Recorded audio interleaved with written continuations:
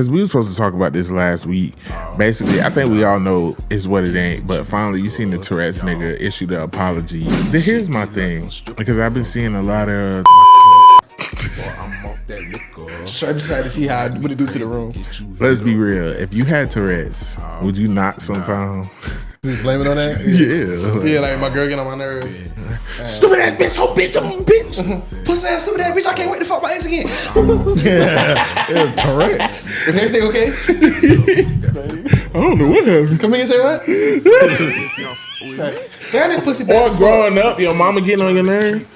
Fuck you, bitch, I see you on my daddy left. Yeah. See what my daddy hate us. Your daddy left, my daddy left, you the problem. Here in church wilding. Thick as fuck.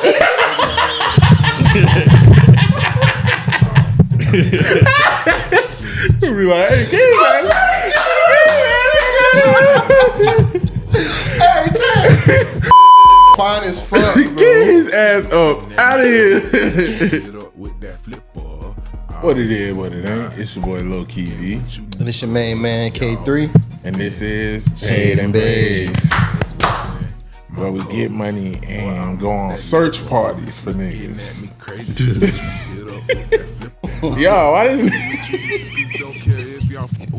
Why this nigga just had me crying in the car looking for him?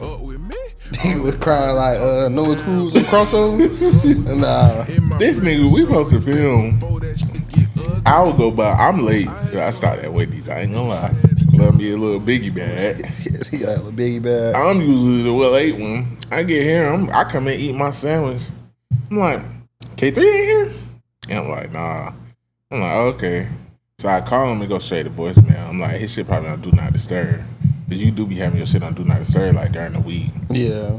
And then I hate when niggas be putting their shit on Do Not Disturb. It be on work. The Put it person on silent like a real man. Or just ignore it. Be in work mode. Ignore it. Like you and DJ. DJ, keep this shit on Do Not Disturb. Guess what? I be ding, ding, ding. I just keep my shit in work mode so all my notifications don't come through. But this nigga, I go to call him, as a day I text him, it don't say delivered. I'm like, And we just sitting here. Then I FaceTime you. I'm like, maybe I don't know. Maybe he ain't got no reception, so maybe we need Wi-Fi. FaceTime him. I'm like, what the fuck? So then like an hour go by. I go right to your mom's. And I tell him, I'm like, all right, when 4 o'clock hit, I'm gonna just have to take a ride over there. And then I'm bad with directions, so I really didn't know like where you stay. But look, I mean, I knew like what street, but I be forgetting which house. Like, mind you, all the houses have a completely different look, and I should know by now. Yeah, none of them bitches look the same. Yeah, but I don't know. That nigga got to hearing that. Yeah, I did because it was a 15-minute ride. So I told my old lady, she's like, "Oh, he's probably asleep." Then I called M because there's a car out there with the window down. One of the doors look propped open, but there's nobody out there. I'm like, hey, you ever seen that truck? I'm in that bit like, damn, they take this nigga for ransom? Because it really looked like somebody might have got snatched out of it. Niggas in that bit. M talking about, I'm going to check it out. You said you opened the door? Yeah, I opened the door. Hopefully, Brian get murdered because my fingerprints definitely in the car. Nah. But what really happened was I was just eating hibachi and shit. I was waiting because we were supposed to record that too. And then bro was like he needed a little bit more time, so I was just eating, trying to kill time. Fucked around and dozed off after I ate. And my phone went on the charger, so my shit died. I didn't hear my alarm. Recipe for disaster. Lucky it was us, and this wasn't like a girlfriend situation because like you would have been. Yeah. They don't be wanting to hear that shit. I remember one time I went out the night before my birthday, and this girl I was dating, her and my people had planned this big birthday dinner at Ruth Chris and stuff. I went out with my dog. Riding over there, that's how I felt. That's exactly how I felt. I'm finna tell y'all some of the thoughts I was having. So I was like, I know this nigga did not leave me to do this part by myself. That nigga playing the fuck out of that saxophone. Yeah, I'm like, fuck that story about that. What's that? I'm riding, and I'm like, I got the music low. I'm like, thinking like, okay, what could it be? I'm like, damn. I'm like, damn, the old girl like stab him up. Jeez Louise. Damn. I watch a lot of murder mystery. But then I had just watched this case last week. There's one football player who was like a ladies' man, and he was messing with his childhood friend, but a girl, and her baby daddy was jealous and shit. It was a football player. Y'all might have known about it. The University of Miami down there, and I can't remember the nigga name. He got killed on campus. I know him and the girl. I can't remember bro name, but yeah, I was watching that case. I'm like, man, one of these niggas done got my dog. Oh! This was a while ago when it happened. Oh, okay. Yes, he talking about when they was praying on the logo and the nigga was looking at the nigga. Yeah, he was looking at the painting. Yeah. But he still want to smoke. He like I did. He like I did that. I did that shit. Yeah, they had found the nigga. But yeah, I'm riding. I'm like, damn, one of these niggas might have done took my dog out by this bitch. Maybe his bitch was over there. I'm like, I went over there. Huh? And I went over there? No, they came to your house because you had a bitch over there. I'm like, oh, Lord. So I'm like, because I'm thinking like all the scenarios. And I'm imagining me on the, because I'm like, I'm going to be the one that found him. So now, I'm like, what am I going to say? Look what this man imagining. I'm like, what am I going to say in the interview? I'm being that bitch. And I just remember pulling up and look at the door was cracked. I see look what blood niggas about everywhere. them. I'm like, okay, if it's blood out there, like, am I gonna go in or am I just gonna go back out and call the police? Like, he didn't think you killed him, nobody. He think you the victim. I think he got killed. I'm brutally murdered. He ain't no killer. I'm brutally murdered, and this nigga talk about. Oh, I wonder how the interview gonna go. I'm like, this might take us up for real. Nigga said, this my moment. I'm like, they gonna die conspiracy theory. If it did blow, everybody gonna be like, he sacrificed him. They killing everybody out here. I'll be like, do y'all want to see the messages? How many times he done sent me jokes about sacrificing me? I had to get him first. I'm like, nah. I just kept saying, nah. I know he sleep. Then when I'm riding down your block, before I get to your block, it was like some people outside and shit. I thought I put this shit on silent. Oh, okay. I'm coming. I see some people outside, and it's kind of like where they at. It would be like the back side block from your block. So I'm like, damn, why they outside? Like maybe it's police around there. So I'm thinking like I might be pulling up. It's roped off. I'm imagining Miss Janae just falling in my arms. I had already wrote her. I was like, because I was like, if I go and I knock. All right, I already wrote to my machine respond. And I'm like, and nobody answers, then you missing at that point. So then I was 48. Yeah, then I was gonna have to call my grandma to call your grandma. That shit would have been that should have been wicked. You probably would have been bad as fuck. Like, what are you doing? Just go home. Because you know my grandma's dramatic. My grandma be like, we on the way too, boo. I be like, okay, I don't know. I ain't say it's gonna be a search party and shit. So I'm like, who would be the best person to call? I'm like, I don't know. Then I told you I was gonna hit Tay to see if he could see your location. Yeah, no, I was in that big KO, bro. I had ate some hibachi. We glad he okay. And I had been up since like 6:30, so I was not. I go to the door. When I get in the house, here he go. Oh, what's up, bro? Like, my motherfucker, I almost stole on my uncle. He I guess you had me worried sick. Look at that ass. I'm getting tired of this shit. I'm gonna tell y'all too. I didn't want to say nothing in the house in front of your uncle, but your dog was licking my fungus toe, so y'all might want to. Ain't nothing to do with me. Look at my dog. Y'all might. When I was like, hey, back up. I'm in that bed. You don't even know. That's ground zero, my boy. Yeah, now he already ground zero. He already fucked up. Yeah, nah, that's a big ass fucking dog. Yeah, damn. But yeah, man. So that's how our what's the name started. But let's get into the pod. Yeah, let's get into the pod today. Yeah. So did you have time to charge your phone? A little bit. I meant to put it on a charger while we was recording. Yeah. Speaking of phones, that's why I was over here like, damn. I thought I finally upgraded to the 17, and you know, it was just so funny to me because I had to. It's easy to switch your shit over and stuff now, but I remember like as a youngin, like getting a new phone was like, ooh, like you couldn't wait and shit. This shit had been came in the mail. I waited like 3 days to go get it from my mama's house. I went to take it. I'm like, bro, I don't be giving a fuck about new phones no more. The only reason I got it is because it's a free upgrade and my shit could barely hold a charge. So I was like, because I had a 14, but it's like. The older you get, like, all these bitches do the same thing. I mean, it got a few different features, but... That was a double entendre, too. What? The older you get, all these bitches do the same thing. Triple Facts. entendre. Don't even ask them how. Facts, yeah. But it's like... Con Edison flow, I'm connected to a high power. That's my shit. But... He's not on that shit. Technology, you know, I don't understand. The only difference is like they got this button now on the side where you could like, and then if you do like this, it go to camera, and then if you do it again, it take a picture, and then like you know the iOS shit. But other than that, ain't nothing really too. And it took me a few hours. Am I talking to my grandpa? Yeah. That nigga say, Low yeah, key. press this button. Low key. That shit been doing that since iPhone 10. Nah, for real. Nah, I just playing. No, and then like I couldn't get the shit to lock like all the way, so I had to Google it and watch a YouTube video and shit. I really needed you. I should have called you yesterday. Unlock that bitch. Yeah, I'm like, what the fuck is?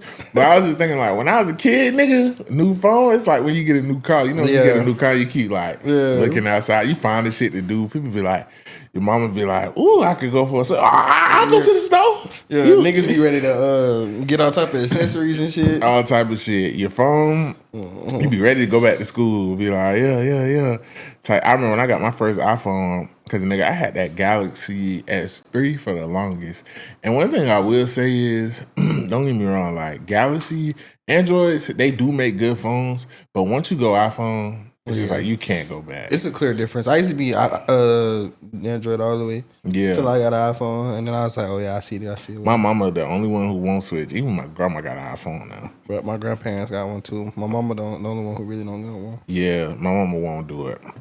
And I'd be like, but then she get mad when we be saying we got each other location and shit. She's like, why I can't have your location? You're a dumb. Like, poor people. I done told your ass what you got to do. Nah, I don't want all that. I'm like, okay, whatever. But like, yeah, FaceTime. But my grandma got an iPhone, but act like she don't know how to do Apple Pay. That's kind of aggravating. Yeah, my grandma, they don't trust shit like that. They ain't there yet. My grandma love Cash App. Like keeping your card on your phone, they ain't there yet. Yeah, But y'all saying that till y'all see y'all grandma on IG and a nigga with that beep. Oh, my grandma would definitely chase a nigga down. Oh yeah, shit. for sure. And I'd be like, why do y'all keep falling for this?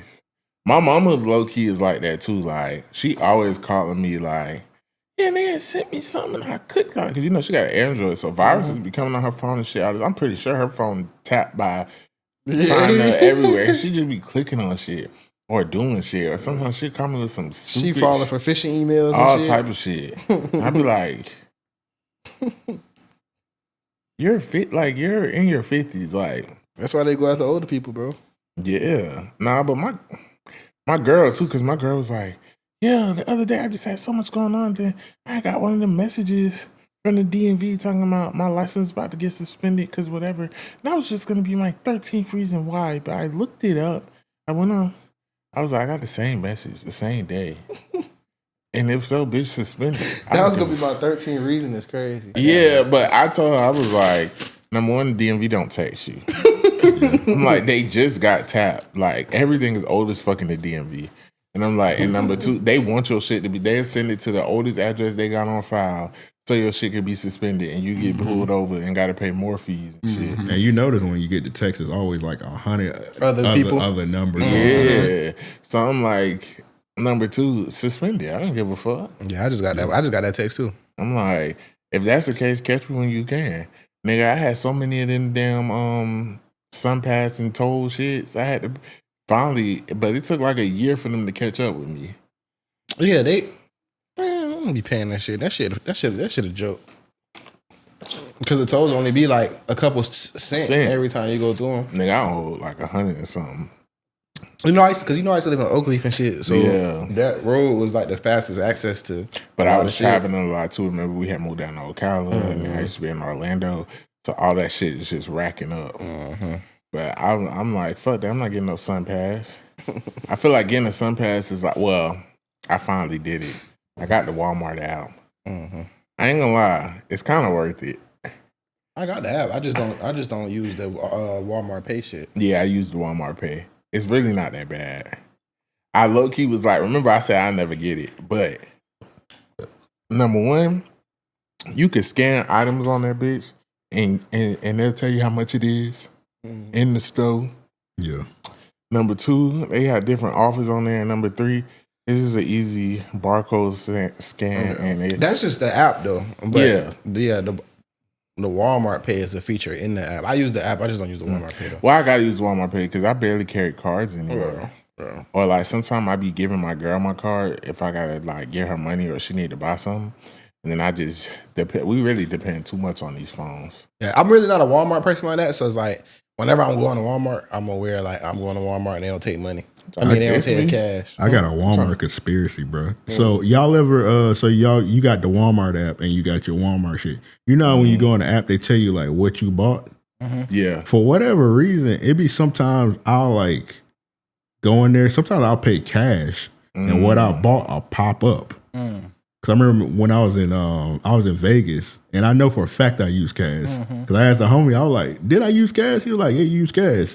Everything I bought was popped up on the app, and I was like, "Bro, come on, this is kind of weird." That's weird. That's some facial recognition shit. And I was trying to think like, what could it be? Like, I don't remember putting like a phone number in. I didn't. Yeah. I just paid straight cash. It's facial recognition because you know they got the camera right there on the shit. Probably that's probably weird. Yeah. Or if you got the app, they probably just pinging like, "Oh, you here? You was at this location." I guess I don't know. Probably. But even still, though, that's this don't track what I'm buying. Maybe it's a reason why I'm using cash. And I had looked it up. I like typed it on Google, and like somebody made a Reddit post about it. They were like, "Yeah, I only pay cash, and every time I go on the Walmart app, what I bought is on the app." Now imagine you running to Walmart late night. You and your wife share a Walmart account, and you done bought a Plan B for your side chick, or one of them vibrators or something. Y'all finna have a good night, fun night. You out of town on a work trip, and you thinking you good because you paid cash. And then your wife hit you up like, "Honey, what's this? I'll sue the fuck out of Walmart." I'd be like, check the bank statements. I ain't bought nothing from Walmart. Yeah. Home time? I don't know how to home top you. Women is private investigators, though. They'll be like, "Actually, you did." Yeah, I'd just be like, that bit a glitch. Yeah. I'd be like, "Oh, it must have picked up. It was a freaked out ass nigga next to me in self checkout." Yeah, that's the nigga who be lying right there. I'd be like, "It must have picked up his shit, paying attention. That shit crazy, bro. I'm really finna sue Walmart for real." Yeah, nah. They fucking up what we got. That's crazy. No, that I don't know. All this technology shit is getting a little weird. Like, it's just getting a little far. Luckily, who we at war with right now, they're not the most technically advanced. Yeah, because that Iran war shit getting a little wicked. They think they gonna beat us. I mean, they putting up a good fight. They confident. But did you see the people who stuck in Dubai? You know, Dubai is in between Iran and what is it? Is Israeli? Come on, help me, because you just want me to look stupid. I'm not aware. I didn't see this. Who is it? I didn't see what happened. Iran and who? Israel. Islam? Israel? Whatever. Islam is a religion. He said Islam. It's Israel. It's just Israel. Israel. Okay. Yeah. So we supporting Israel, correct? And then you got Iran. Dubai is dead in the middle of them. Oh, in between. So when they're shooting missiles, this shit is going over Dubai, and some of the missiles is falling there. Well, technically, we're not supporting anybody. Yeah. Supposedly. We need. Yeah, supposedly. We supposed to be supporting. We should be supporting Palestine, but we not. We just bombing the fuck out We of just Iran. bombing. We just bombing motherfuckers. So why we in it if we not supporting nobody? Because Trump is a. I mean, This y'all podcast. I ain't gonna. No, you can say it. He gonna come borrow this studio. He'll be like, RLP, it's gone. Yeah. Wiped it off the map. Apple Valley, is it? We left him with one dread. Because Trump said he about to bomb Cuba. Like, who bombs Cuba? Why he bombing Cuba, bro? We're about to bomb. Do y'all think he's starting all these wars because, like, when it's re-election time? Well, I mean, I know that doesn't stop the election, though, like, when you're in war. But I thought when I was younger, I know, like, natural disasters and stuff like that can stop the what's in there. But isn't there something that's, like, it's like a gridlock if something is going on and it's time for a new term, but under that crisis, that certain crisis, you can't get a new president until it's over? I used to think it was war, but it's not. I looked it up. Nah, I don't know. I'm not sure. I'm not saying that's not the case, but I don't know or nothing like that. Yeah. Only because shit still goes on, but everything's still working in the background. So it's like if everything just stopped because of war, like probably back in the day, maybe. But Trump did 4 years already. So this next election, we gonna have a new president. We'll have a new president regardless. This shit, but you know, he been looking into that to see how he could serve 3 terms. And it's like, at first I'm like, he can't survive 3 terms. I ain't gonna lie. He done aged a lot. He ain't as quick as he used to be. At first I was like, that shit ain't gonna happen, but all the shit he done pulled, I'm like, I don't know. Yeah. This nigga be making shit happen. I ain't gonna hold you. He be bending them rules. Yeah, just to make it happen. Yeah. But what I will say is it's sad seeing the war shit, but like basically because the people was stuck in the middle in Dubai, they're not shooting missiles at Dubai, but some of them was falling and hitting shit. And so they stopped all the flights. And then people in America, Americans and people in Dubai can see the missiles going back and forth, back and forth. So I guess it's like if, I'm trying to think, if we was at war with Texas and Louisiana in the middle, and you type shit. But that shit is crazy. Yeah, I don't know, Have bro. you been seeing the videos of the missiles and shit? The missiles and shit, I seen some, You see when they took out the boat with the torpedo? You seen that, Elm? Nah. I seen Bandman Kebo. He was in Dubai. And he was in the car and like missiles were like hitting by his car. And they probably like, it's missiles out here. It's going crazy. He was probably getting another BBL or some shit. Yeah. That nigga T big as fuck. Whole body just Man, Kevo. Oh, I wanted to share with y'all boys something real quick. And while he pulling that up, I'm just saying right now is not the time to travel anywhere between over there in Mexico, like Dubai and Mexico, them just not the place. Don't travel nowhere where it's like too much risk. Like imagine being in Mexico and then everybody, because they kill a cartel leader, now they want to turn the fuck up while I'm over here. Yeah. Like nah. Or don't travel nowhere where a potential war could break out right now. Just stick to the islands. Where it's poverty and chill. I'm just playing islanders. So, I love y'all islands. I've been like our parents say a lot of my mom say a lot of funny ass shit, or like my grandma and them, like just shit that you probably shouldn't say. So this is one from my mom. I'm gonna just start keeping documenting this shit and then just sharing it with y'all. So the other day, my mom said, counting the birthdays of the kids you aborted is like celebrating the anniversary of somebody you killed. Oh, good point. Huh? She spit. Good point. Yeah. What was y'all talking about? We wasn't talking about nobody. That's what I can't remember what the fuck it was. And I'm just like, remember I told you when she was here, I said, your mom need a podcast. Yeah, bro, I swear, bro. That was some. Yeah, she said that shit, I was like, oh my God. I was like, first of all, why would you say that? And then second of all, you dead, that's right. People do dumb shit. Okay, what about, but some people do it like for miscarriage. Yeah. I mean, that's different, yeah, for sure. You know what I don't like though? I don't like when they miscarry or have like an early birth or something, and like people upload like the little hand with like holding a pinky or something. Like that's just too much. No, that's equivalent to, I don't like when people upload pictures of people in the casket. Like, I mean, yeah. I don't like the casket one is always strange because like, oh, why are you taking pictures at a funeral? Yeah.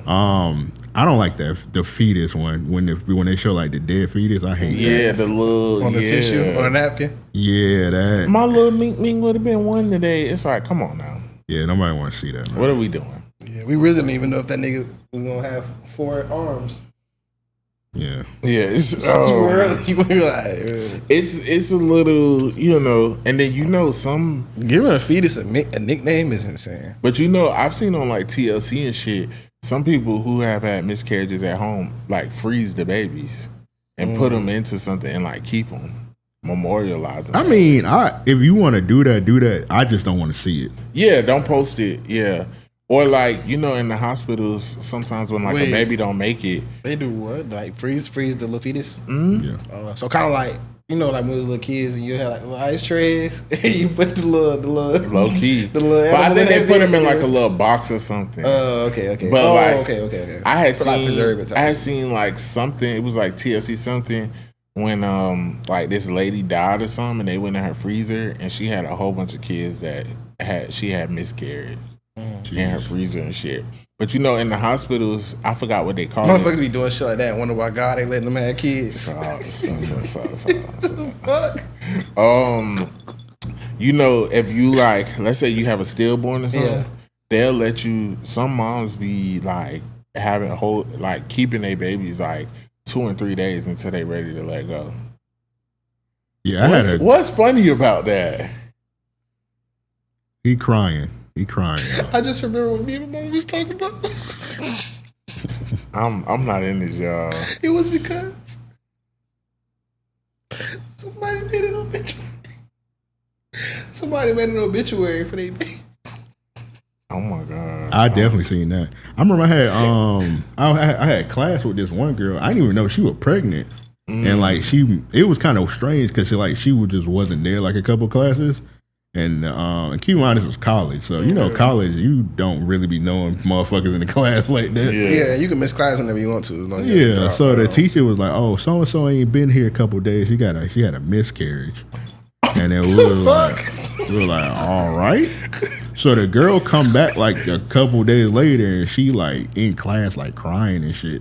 And then like, she was like, yeah. And then she like showing people the baby, like the miscarriage. I'm like, what is going on, bro? What's going on in ENC 1101? I had some shit like that in high school too. It was this girl. Everybody used to say she wore butt pads. It was like a bitch. That was already her first conspiracy. Like, we used to be like, she too focused on the doctor. I forgot we did that. Yeah. But it used to be like a big conspiracy, like, she wear butt pads. Like, if you smack her ass, it's hard and shit.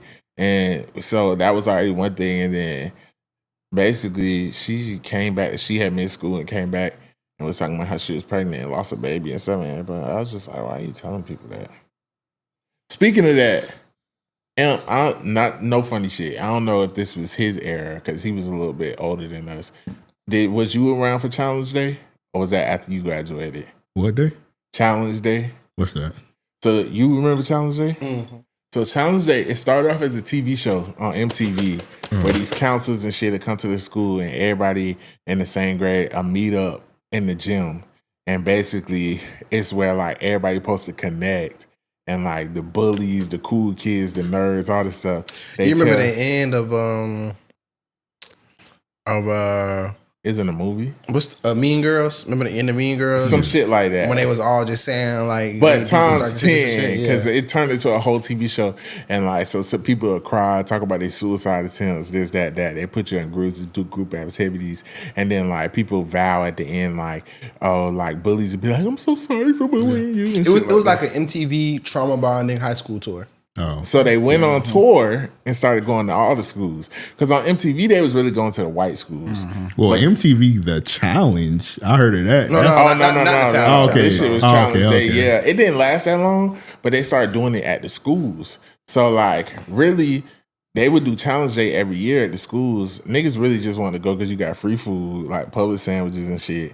And you just get out of class all day. You just doing dumbass shit. Like, bruh, I remember I went to Challenge Day one year and like, y'all, you see how like we having a hard, I've really mastered like, this is some of the reasons why I've mastered not laughing at like really dark shit. Yeah. And like how I be challenged with him because like challenge day, yeah, I had got in trouble one year. Like, cause number one, first I'm in a group and motherfuckers talking about they whatever. I don't really got no traumatizing shit to say. So I'm just sitting there like, damn, what am I gonna? So when it came around to me, I was just like, yeah, like my dad, he not really in my life and shit. Just thought of some shit to say. Motherfuckers in there crying. My dad was on the Jeremy Kyle show with the sets of twins and catfishing people. I was thinking some shit to say. I'm like, bitch, I'm gonna be here for the food. What the fuck are y'all talking about? Then I'm in that really hungry. I'm in a fucking group, and it's always one chaperone or teacher in the group. So I remember Miss Williams was in our group, and she was real serious like me. And one of the niggas in our group was clearly like, it's a nigga I went to school with, which I'm like, I don't talk to the nigga, but we cool to this day. But like that, like, it's like, we all knew he was gay, but he hadn't come out yet. And like, this nigga started telling his story, and then he started crying and everything, and talk about like how he had went to somewhere else to visit for the summer, and he wound up sleeping with this girl. And then when he got back, he found out she was pregnant, but then she told him she didn't keep it and she aborted it. And it keeps him up at night thinking about, you know, him being a father and all this stuff. And I'm just like, and then me and the teacher kind of locked out, and she was like, cause I'm like, what the fuck are you talking about? Then the icing on the cake was, He in that bit, look me in my eyes and try to feel my pain. the icing on the cake was this weird ass nigga, weird, long hair, used to wear the same purple jacket, painted nails, like one of them run type of whatever. Yeah, he was a retard. senior.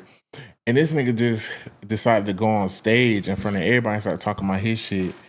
And the nigga, I couldn't help it, bro, because it caught me off guard. Because he was already 18. He said him and his girlfriend was living together, and now he has to pay for her hospital expenses and stuff because she was already like a paraplegic and in a wheelchair. And he was like, and then my stupid ass neighbor who always wants to complain about noise decides when I'm not home, I'm working after school, because he worked at Subway too. He was like, he decides he wants to get into it with my girlfriend and roll her down the stairs. What the fuck?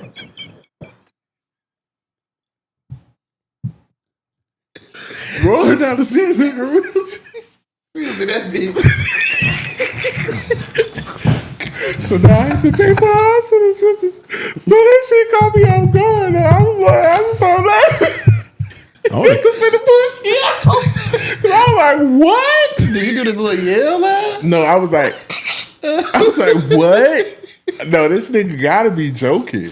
That's some movie shit. Who was rolling me with that nigga was doing stand-up comedy, bro. I was like, and he was so like, no, he was dead ass though. Like, he was really up there about to cry and shit. And like, you know your arms and legs don't work. Don't be arguing with people.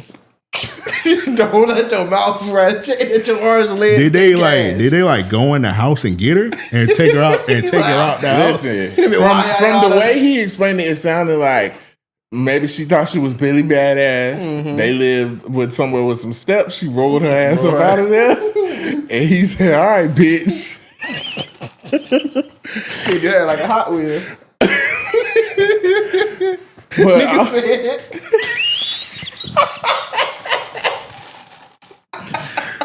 And then I'm like, y'all want to put me out? I would have called that nigga pussy, bro. How you let a nigga do that to your girl? That's what I'm thinking too. Like, bro. I'm like, what? Imagine just coming home and you see. They call the cops, bro. You go to prison for that. I'm pretty sure the nigga got in trouble. I hope he got That's like in trouble. attempted murder. I couldn't stand up and ask the nigga. They wanted to put me out for laughing at the shit. She But couldn't I'm stand I up. mean, either. his girl can't stand up either. Yeah. I'm like, We both sick. I'm like, what's going on? The next shit they asked me if I wanted to go, I was like, nigga, I'll eat regular lunch. Yeah, slaw me out. That shit ain't working. That shit too much, bro. That sounds that shit, yeah. Yeah, I remember that shit though. Yeah, I was. You was in there crying. I didn't go. Yeah, no, I was already skipping school. I didn't. I was straight. And then people so I didn't messy. need a Like, reason. That's why they ain't put the black schools on TV. Because, like, when we got back in class, like, all the business, yeah. Jones in there being crying about, his grandma died. Like, yeah, they're like, like, oh my God. yeah. God forbid, nigga, miss his granny. Yeah. All right. I had a few topics. Hold on. Oh, okay. So the first topic, I don't know if y'all heard about this, but it was like a North Carolina mom of 3. She vanished like over 24 years ago. And they just found her living in a new life, like a few states over. I've seen that. She went Christmas shopping one time. She had kids, a husband, everything. This was her like in the 80s. Wow. And you seen it? I've seen it. And the bitch just bonked out in a minivan. And they found the van, right? Yeah. Never found her. Whole time they done found her. And They pronounced her dead. yeah, they had pronounced her dead. Everybody like, okay, so what happened? Like, and she don't want to talk to nobody. She like, leave me be. So basically, I wanted to talk about that because, like, I think everybody was shocked about this one because it's a mom. But you know how, like, the running joke in the black community is like, oh, dad going to the store for milk and never coming back. Yeah. I wanted to talk about that topic of, I actually feel like, although that's like a running joke and it's funny, I actually feel like it's deeper than that because I had to look at it from a more, I wouldn't say logical standpoint, but like introspective standpoint of people don't know the pressures that men go through, especially black men having to be the providers and the protectors. And especially back in those days, it was kind of, I don't want to say I could understand because that's some big shit leaving your family, but that weight of a burden of maybe you not providing or you can't get a job or you tired of seeing your family struggling shit. Now, I know some of them niggas just wasn't shit, was on heroin and shit and just decided to leave. But I'm talking about the niggas who was just like, fuck it, I can't do this shit no more. I'm going to just, like, how do you feel about that? And take it out of your, because I know you a stand-up dad, but just take it, don't just do it for your shoes. No. I was actually going to say, like, even me myself, I feel like, I don't know if it's something that all men kind of share, but I do feel like it's a lot of pressure as a man to, I don't know if it's internal or external, I don't know, but it feel like both. But there's a lot of pressure around, like, you know, being able to provide and all that other stuff, like, cause like what if I can, or if I don't, what if it's not enough, or whatever. Just never really knowing, like, just always knowing that, like, there's a certain pressure and always knowing that just you kind of ain't never enough, right? You know what I'm saying? And whenever you really faced with that, it kind of like make your existence feel a little sad. Because that's how men, husbands, baby dads, or like, you know, fathers, whatever, they're valued off what they can do for their family. Like, that's kind of like anytime you hear a girl say, oh, my dad was a stand-up dad, at first thing she's going to say, my mom ain't have to work. My dad did it. It's never like, oh, he's just really like kind. Well, that do come after, but it's always what he did. People first. Actually care about you first. It's like how you made shit sweet for them. And it's like the running joke with black men is, I'm like, okay, let's be real. And with white men, what do they do when they can't provide? They leave permanently. Or they kill their whole family. Yeah, you know what I'm saying? Or kill themselves or kill their whole family. No, they kill their family, then they kill themselves. Yeah. So it's like, it could have been worse. Yeah. You better be glad that nigga went for some milk. Better glad he left. Because he could have came back. Nigga did a Chris Benoit. No, like, that's for real. But I just be thinking, like, back in those days, I could only imagine, especially, like, we talking about, like, niggas from the 50s, 60s, 70s, like, it was way harder to survive then being a black man. You know what I'm saying? Being black, period. Yeah. You know, you got way lower rates. It was harder to find jobs. Y'all kind of coming out of, like, you going into the post segregation era. It's a new world. It's like everything is different. It's wage gaps, all of that. Y'all staying in the projects. So I could just imagine.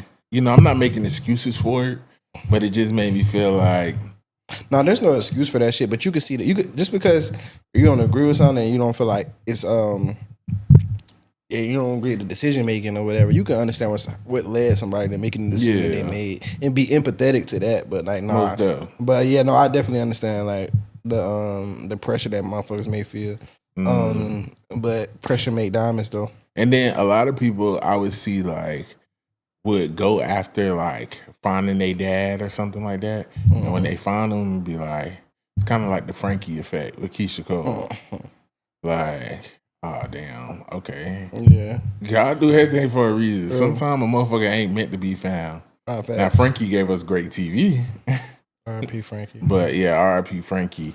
But I just wanted to talk about that because I feel like that's something that's like a stigma and a running joke, even amongst like white people and stuff that just say, you know, oh yeah, dad left and never came back, whatever. But these days, that shit is kind of impossible. It's too much social media. It's too much. A bitch gonna bash you. Yeah. I do this on my own. I'm the mama and the daddy. So you had a topic? Yeah, I got one. What? So there was a tweet that said, of course, you know that viral tweet that they always use. What opinion about men do you have that makes people feel like this with the nigga with all the sores in his face and shit? Yeah. So this girl says, there's a whole generation of men out here who are absolutely exhausted from being the transitional guy. They come into your life, absorb all the trauma your toxic ex left behind, provide stability, and love you gently. But because your brain is still addicted to chaos and you mistake his consistency for a lack of passion, you drain his peace to heal yourself and then abandon him because there isn't enough drama to keep you entertained. Men are constantly being used as emotional handymen to fix damage they didn't cause, only to be discarded the second the foundation is stable. It is pure emotional vampirism. I agree, but I feel like I'm at a place in my healing journey where I no longer put the blame on the villain, or I put the equal blame on the victim. Because at some point you have to have self-respect as a man to know when certain situations and women are not worth your time and energy. So it's like, honestly, as a man, you shouldn't go through that more than once in your life. Because once you go through it once, it should be enough trauma there for you to never want to experience that again.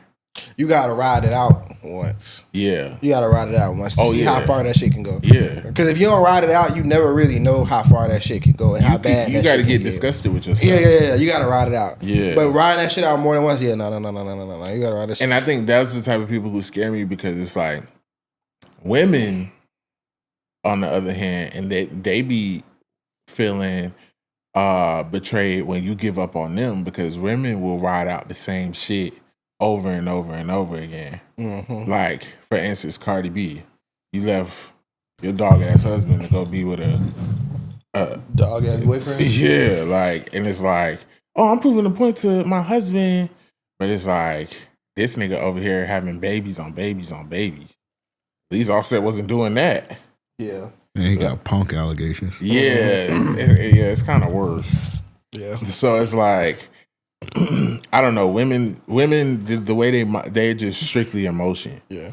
Us, that one time, that's when we let too much emotion. That changed as a man.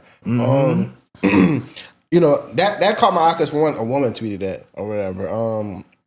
Which is like, it could be a level of pandering, but the thing about pandering is you have to derive from a place of where people really feel in order to really catch them people. You may not feel like that, but you got to pull from a place where people really feel.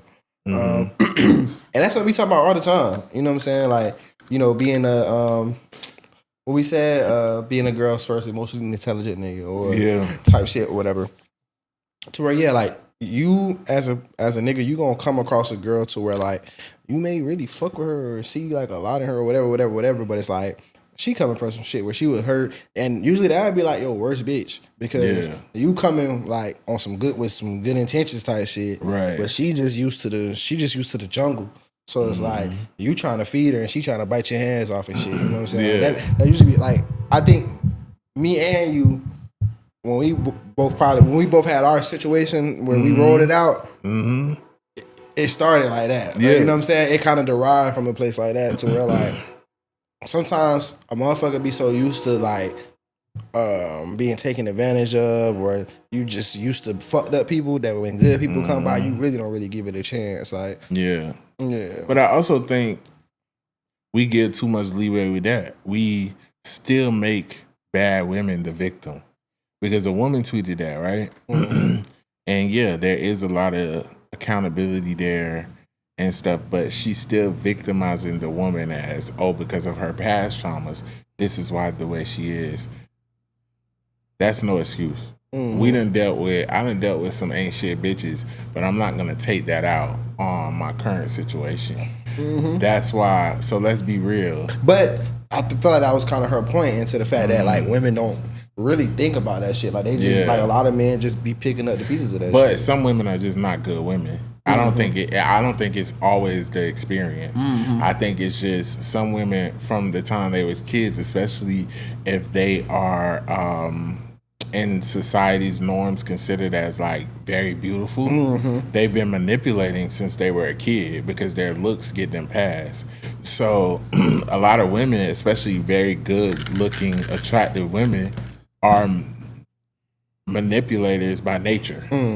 So sometimes it's not even she probably have dealt with ain't shit niggas, but in those situations, she was already running circles around them niggas intellectually.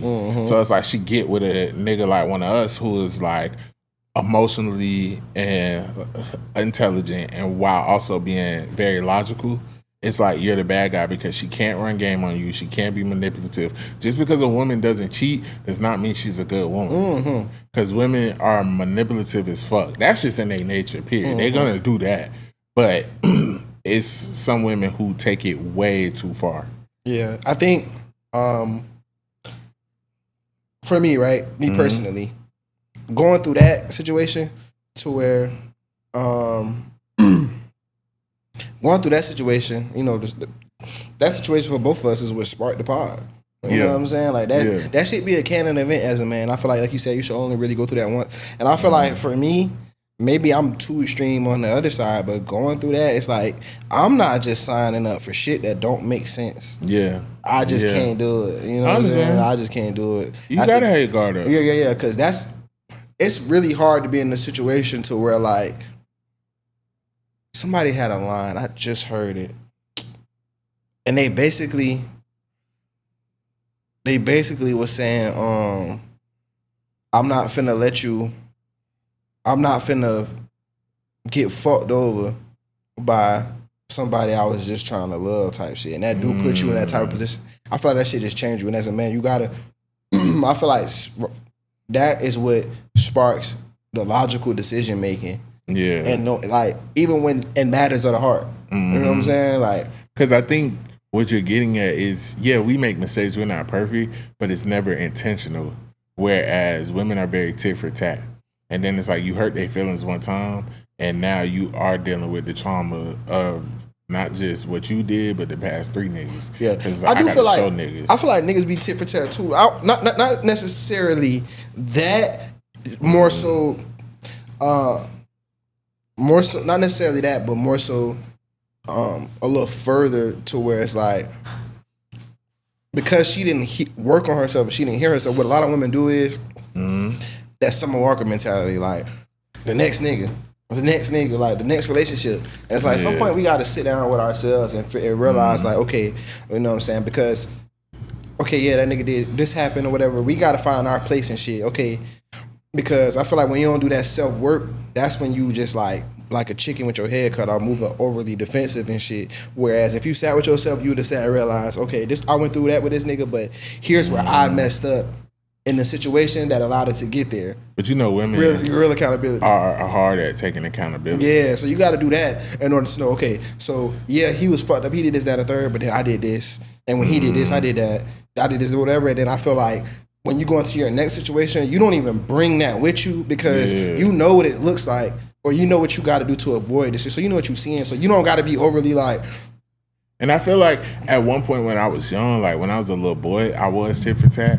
But now that I'm a like grown man, like in my relationship now, I try not to be tit for tat. My girl can get tit for tat at times, and I be If you telling like her, peace as a man, you can never go tit for tat. yeah, and I be telling her, I be like, that's a turn off. Like that's little girl shit. Don't do that.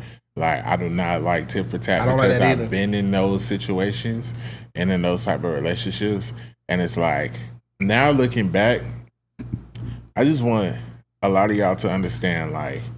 The person that you just feel like you're so madly in love with, that is always back and forth, toxic, can't let go and stuff. One day, if you truly heal, talk to God, find God, go to therapy, you will find what real love is. Mm-hmm. Real love is peace. Mm-hmm. Real love is not thinking the worst when your partner don't answer the phone. Real love is your partner caring for you, doing things for you. You're not having to beg for it.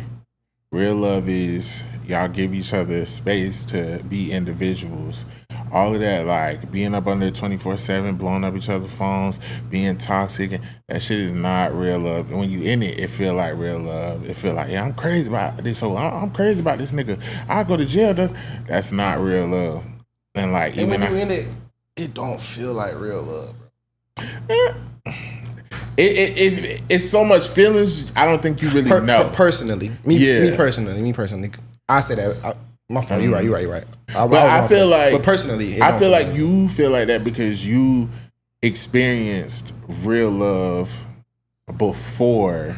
I like peaceful situations. Right. So it's like situations like that.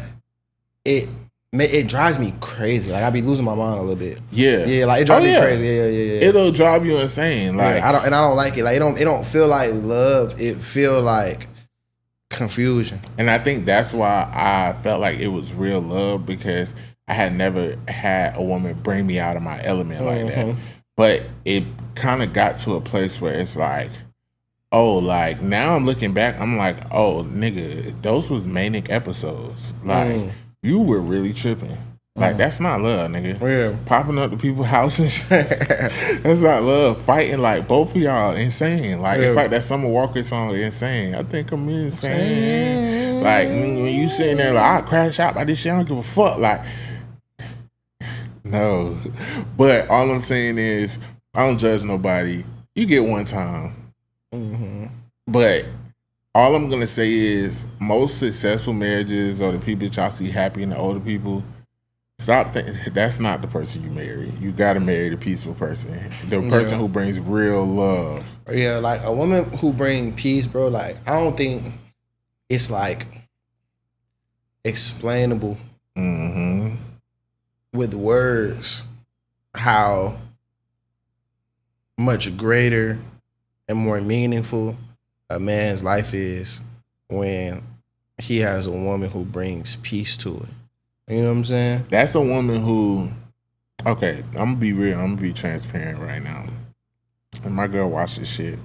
As men, temptation is always going to be there. You're going to see a fat ass here. If you doing this, you might have a woman try to flirt with you sometimes and stuff. Things like that.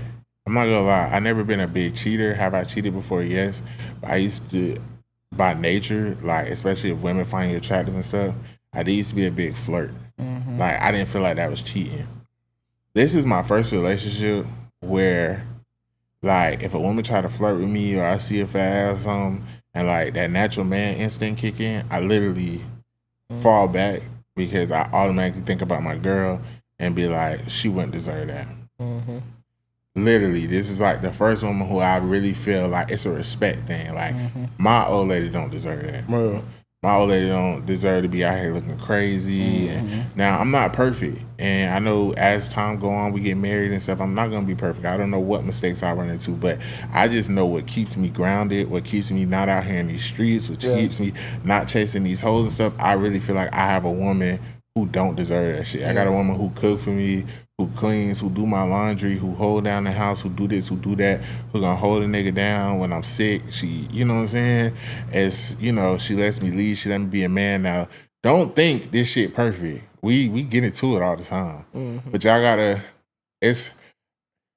when you found peaceful love, like, yeah, you gonna get into it and shit, but that shit not finna last for days. Yeah. It's not and finna, it don't be, it's about how the shit go, bro. yeah. Like, And then we always talk about it, and by that night we back vibing again. You know what I'm saying? Yeah. Like, and it's never like real toxic, like we ain't never tussled or nothing. Like it's like regular like grandpa shit. Yeah, like, peace is like it just be motivation for everything, bro. If a girl like, and again, what you provide for a nigga be important, bro. Because like whenever you see, say if like let's say if it's a famous couple or something, or a couple everybody know, and a nigga cheat or whatever, the first thing girls go run to, he cheated on this. You can look like this and nigga still gonna cheat. Beyonce. And nigga still gonna cheat.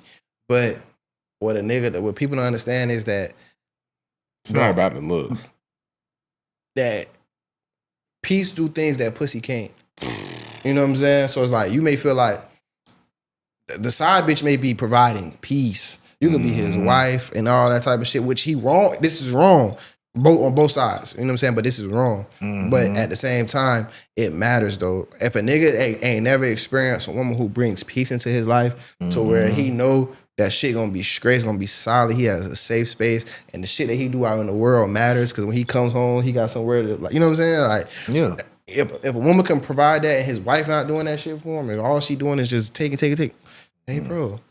Or maybe the other way around. Sometimes niggas get the peace, but sometimes a lot of times with the peaceful woman, that's not the freaky woman, or that's not the overly passion. sexual woman. So he got his peace at home and he would never leave his wife, but he's cheating for the dog instinct in him, for the pussy. You know what I'm saying? So it's like either or. Yeah. Yeah. But that's a nigga who don't necessarily appreciate that woman that's bringing that peace. Yeah. Yeah. Because that's a nigga who, you with her for the wrong reasons. You with her on paper. But you really, you with her because you kind of just taking what you get, you know what I'm saying? No, because some women could be the package deal, but like as women get older or been with a nigga for a while, they don't be wanting to fuck like that. So but no, I'm not saying it like that. I mean more so like, if you pick the girl, if you pick this, if you know like, okay, this girl got everything on paper, gonna bring peace or whatever, you know, you know that type of the good girl. If you pick her, but you know like, but I'm not attracted to her like that, so I'm finna cheat on her. It's like you really just taking the value, the benefits. That's what I thought you were saying. Yeah. It's like no. Because I know what you're saying. You pick the good girl, but you still like you know you ain't, she ain't gonna satisfy you. But you just want to get. But I'm talking about like, I feel like even in relationships, like I done said this before, like. Yeah, me and my old lady don't fuck around the clock. Like, I don't know what type of that's why when people be talking like, I can't wait to move in with my boo, because no, you're not. Y'all gonna be tired from work. Y'all not finna be fucking like in the beginning, but it's like but that works for unks. Yeah, you know what I'm saying? Because I don't gotta fuck every day. But like for horny niggas who need to fuck every day, and then they shorty slowing down, and it's like, nigga, like let me breathe. I don't want to. Some niggas is like we all know a nigga who love his girl to death, post or whatever, but he gonna cheat is because he's not fulfilled in that one area. Yeah. And that'd be a thing too though, because I don't think, which I think that's better. Like you just stepping out, on versus stepping out for peace. The older I get though. As a nigga, you know me, bro. Like I be proud to say, bro, I ain't never cheated, whatever. But like, as a nigga, the older I get, I understand wholeheartedly a nigga cheating, bro. Like, I'm sorry, bro. Like, it's like I understand. Do I agree with it? Do I think it's right? No. Do I think it's righteous? No. But I understand, bro, because I feel like I've been in situations. This is me myself, with my own personal experience. I had been in situations to where like physically, like my physical satisfaction was not high on the list of priorities and shit. You know what I'm saying? Or when you're going through that spell, I feel like it's very important for a woman to be upfront and honest about that. Yeah. Because I feel like our shit don't be taken that seriously. Like as a man, you can really never tell a woman no without it being indignation on how you feel about the relationship. Yeah. You know what I'm saying? Or how you feel about her as a woman. So it's like, but I don't even think it'd be a personal thing. I think women like in the beginning, because they be so in love and in that honeymoon phase, they want to fuck all the time. But then once they get used to they niggas, like women don't, not most women. Most women, some women do have a high sex drive, but most women don't have a high sex drive like we have. So they just want it when they want it. And then you have some women who like who still gonna satisfy their man whether they in the mood or not. Mm-hmm. You know what I'm saying? So I have one of those. Yeah. Like my girl, whether she wanted it or not, that sounds crazy. I might be talking too much. No, I get what you're saying. I'm not taking it, y'all. But I'm just saying, like, she might think that. She might tell me like, oh yeah, I was tired, but I'm glad we, you know what I'm saying. Whereas I've dated a woman where it's like, no, all you want to do is fuck. Yeah, like, I don't like that. Like, don't try to make me feel like I'm no sexual. And because I wasn't a cheater, it's like I'm begging for pussy. Yes, bro. And I'm like, what am I doing? And it got to the point where I finally told her, like, I'm finna cheat on you. Bitch, I don't give a fuck. That'd be the hardest thing with my dating life, my mouth. Because I told her, I'm like, I'm a truck driver. Like, bitch, I'm finna cheat on you. Yeah. And I ain't gonna lie, that bitch told me, go ahead. Now I'm like, see, but now it's like, okay, you hate me. Yeah. Because I'm coming to you with I'm like, literally at this point, this shit's so bad to the point where I feel like I gotta say it like this. Mm-hmm. And I'm coming to you, and it's not. That hoe said go ahead, but she kept a short leash on me after that. But then like another time we got into it and I was like, you realize like we only fucked one time this month. And she was like, what's wrong with that? See, that's when it's time to go. And I was like, okay, yeah, bitch. That's when it's time to go. Yeah, no, once it get to the point, bro, I hate like me, bro. Like I'm getting mad thinking about this shit, bro. Like low key, cause like, bro, you be looking in the mirror like, bitch, I know I ain't ugly. Cause bro, it's like because when you be in this situation with a woman, bro, like you really be feeling like a bitch ass nigga, bro. Yeah. Like it be like, damn, bro, like I really love my girl, and I be outside and he be flying shit at me, and I don't even see that shit, and it's like, and I'm coming home a bitch like. Bro, you gotta satisfy that nigga. Bro. But then you fuck off. Now you the worst nigga. In the world. And like you said, like it'll be some extreme shit. It's not like I'm like, oh, we ain't fuck every day. Mm-hmm. It's like if I want to fuck more than 3 times a month, if you come to like a girl, like if you come to a girl and she hit you with, if you be like, damn, like you know me want to fuck 3 times this month, and she be like, damn, you want to fuck every day? You want to fuck every day? Yeah, like hey, that girl is the girl who handled it like that, bro. Is making it seem like ain't nothing wrong with something that's obviously wrong. She feels some type of way about you, bro, and she not telling you. Yeah. Most of the time, and that's what I had to learn. It was like, that girl is the girl who hold grudges. Mm-hmm. Like, she's really mad about something. Yeah. Like, that's the one who weaponized pussy. Yeah. And that's exactly what was going on. It's like, and that'd be the same one who be so scared you're gonna cheat on her, though. Yeah. Now we got double problems from your lack of communication. And the only way, like, it got to a point where the only way I could make this woman want sex more was like if I act like I didn't want sex. Mm-hmm. And I was like, what's wrong with you? Are you okay? Like you're in something. Okay, yeah, nah, women are just I don't know, bro. But nah, you definitely was spitting with that topic because what's the name? I got one more topic before we get into what it is, what it ain't.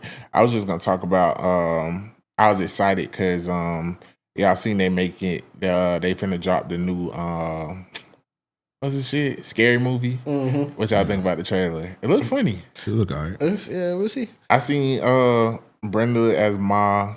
They had Cindy as They had Brenda as Ma. Yeah, they had Cindy as what's the Jamie Lee Curtis. Jamie Lee Curtis in the last screen with the fucked up blonde hair. And then I didn't even notice they had actually. What? Halloween ends. Oh, it's Halloween? Yeah, the Halloween movie. Jamie Lee Curtis? Yeah. Oh, what did I say? You said Scream. Oh, my bad. Okay, Halloween. Yeah. You know, I was just telling him I don't like Scream. I never felt like Scream was a real scary movie. I saw Scream 7 last night. She was so ass. Yeah, that shit was ass. I didn't even know it was 7 of them. I seen a theater. When I was in the theater, the theater I was in yesterday, it's the first time I seen this. It was like the screen, but then it was on the walls too. Y'all seen that yet? What are you trying to do, like the spear? I don't know what it's trying to be, but it was like just a random moment. So it was like, this is pointless. Like, why is this here? But what movie did it? I was at Cinemark, on Atlantic, like towards the beach or whatever. But it's called like XD or something like that. But basically, it's like you got to, just the regular steel, whatever you're supposed to be, and then it'll have like so say if it's we in the living room or whatever. So it'll have like this the main screen right here, this wall, and then these will be on the sides of the wall, and we can just see the sides of the wall. Or if somebody was over there or something was over there, we'll be able to see it. But it's they be like doing too much. It's like that didn't add nothing to the film. I had took my nephew to And it was ass. That shit with the interactive seats and shit. Bro, I was so irritated the whole time. First of all, the seat's small as fuck. It's like a little hard barber chair. You got to keep your feet up. They spraying water on you, motherfucking air and shit. I did not like that shit. It was the whole time. I couldn't even go to sleep in that bitch because it was a. What y'all want to go see? What's the movie with It's a superhero movie, but it's like super. Like he be saying some crazy shit. You know what I'm talking about? Oh, Deadpool. Yeah. That's what we went to see. And even when I'm in there, I'm like, Zah. It was like a year ago. I was like, what did you I brought you here for your birthday. They talking about pegging. I was like, what kind of movie is this? I thought this was a superhero movie. That shit. You never had seen Deadpool. Deadpool. It's a superhero movie, but it's like it's like an adult comedy. Yeah, I was like, what the fuck? Like, nigga was talking about gay shit, all type of shit. Yeah. I was like, hold on, we in the right movie? Then I'm mad I can't go to sleep. This fucking chair keeps shaking this shit. I'm fat as fuck in this chair. I'm like, oh no, I'm ready to go. This shit. Yeah. But nah, I'm a big scary movie fan. I've seen all of them. I seen people debating about what's the best one. So I wanted to know what y'all, because it was this is 6. So out of the 5, how do y'all rank them? I'm gonna be completely on my fault, Casey. No, you good. Go ahead. I'm gonna be completely honest. Once the Wayne brothers stopped doing the 2, I stopped watching them. Really? Yeah, because you know what's so funny? I never seen the other ones. I love the Wayans ones, of course, but Scary Movie 3 is my favorite one. Like, I watched that movie. Me and my stepbrother, my dad had this house and he had like a movie theater room. And me and my stepbrother, we used to watch Scary Movie 3 every day during the summer. I knew that shit word for word. That shit's hilarious. So Scary Movie 3 is my first one. Then I gotta go Scary Movie 2. I think Scary Movie 2 is hilarious. Yeah. Get my good hand. Scary Movie 2. Yeah. And then I don't know what this little part is, but I like to get my hand up in here. And that shit is hilarious. I'm trying to look them up. So I say Scary Movie 3, Scary Movie 2, Scary Movie 1. And then after Scary Movie 3, there was Ass. What was because I didn't even know they made that many. I didn't even know 6 came out. So they had made 6 is coming out. They had made 5. My bad. Yeah, Scary Movie 4, it wasn't that good. It had Shaq in it, and they was acting like Saw and shit. That was the one with the Michael Jackson shit and all that. Yeah, War of the Worlds. Yeah, War of the Worlds. With Anthony Edwards and not Anthony Edwards. Anthony Anderson. It was straight. He's like, I'm just trying to grab some nuts, dog. Yeah, it was straight. It wasn't like hilarious, but and then 5, I couldn't watch it. 5 was ass. 4 was okay, but what was it? What was 3 about? Yeah, I'm gonna say what's 3? I'm trying to find 3 is about The Ring. The Ring? Yes. I may have seen like clips from 3. That shit. It got Queen Latifah in it. Pam Anderson. Pam Anderson, Kevin Hart. Okay, no, 3 was good. 3 was good. 3 was hilarious. They did the 8 Mile shit. That shit is so funny, dog. Okay. They did the Brokeback Mountain shit. Like, that shit is hilarious. Oh, that's the one from the Nuts. Yeah, and the girl was coming out the TV and shit.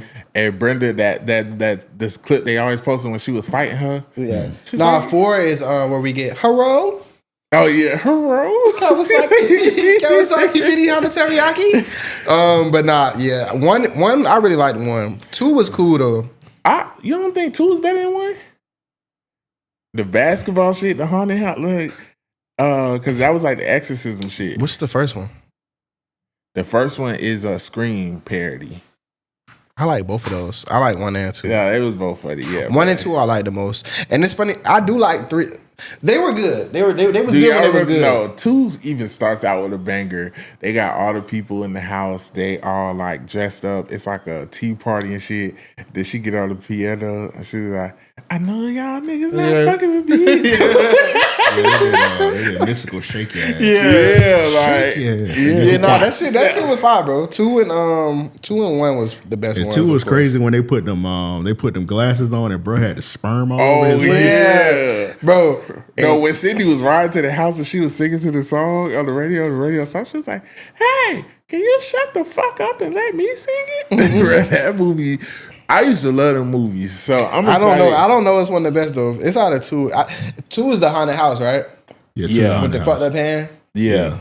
I don't know. It might be too. You remember when Marlon was fucking the ghost in the hallway? Oh yeah. She was chasing him. That nigga. They saying no. That nigga had the. He put the bag over her head and she tried to take it off. He was like, that shit off. Hey, you remember the head?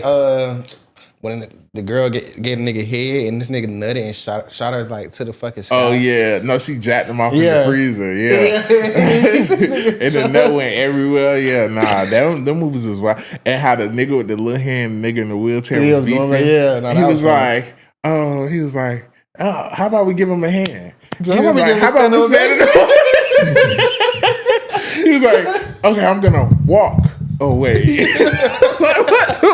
That nigga was going crazy, but it did get corny. Like 4 was still funny, but it was like okay, this not the same. Yeah, it's starting to get a little. And then 5, I never even knew they made a 5. Yeah, 5 was. I don't have a lot of confidence in 6, though. I'm not gonna lie, y'all boys. I do because Brenda and Cindy. They was in 5. I mean, they was in the ass ones. Yeah. Okay, they held 3 and 4 down because Brenda died in 3. She was in 4 though, I think. Yeah, and then she came back and forth. She she died in 1. She died in every one. Yeah, she died and then coming back. Because Cindy was like, Brenda, I thought you were dead. She was like, I thought you were dead too, girl. No, remember when Cindy was running? She was like, Lord, please don't let this little white bitch come around. She was like, Cindy, you're running from bones? Nah, I ain't gonna lie. Okay. And you know who was supposed to be Brenda? The chick from remember they did a parody of like Boys in the Hood and Don't Be a Menace. Don't Be a Menace. So you know the chick who kind of looks like Regina Hall, who had all the kids and shit. She's like, I'm pregnant. She was supposed to be Brenda, but I think something happened. You don't know who else was supposed to play Brenda? Who? Aaliyah was supposed to play Brenda. I heard that. Yeah. Glad it didn't happen. Yeah. I mean, they would have had to like. The jokes would have been. I just can't see it. Imagine. I mean, they would have to recast her instantly. Yeah. So that's like. Yeah. But Regina Hall is just a 101. Like, first of all, I love Regina Hall. She's so beautiful. She's funny. But her funny is just unmatched. Even that voice. Like, in all the scary movies, she had me rolling, bro. Yeah, when when niggas was just walking up, stabbing her in the stomach, taking turns and shit. You know, she was acting like Jada, because Jada was so dramatic in that scream. Like, and even when she was like, the nigga was like, shoot, because she was on the phone, she was like, I got you. Yeah, I got you on camera. She's like, for all you talkers out there, the movie's about to start. Nah, we got it. Yeah, I think it's gonna be funny. Even Sean coming back, I seen the center shit. Yeah. It was like half gay shit. He's talking about why half gay. Yeah, I was like, here this nigga go. Yeah, I don't have a lot of confidence in it, but I'm gonna watch. I think it's gonna be funny. It's gonna be all right. When they did the trailer and they started off with that they them joke, I was like, here we go. Yeah. They trying to show. We got Dave Chappelle in his writer's room. They trying to show like don't come on that sensitive shit because we finna.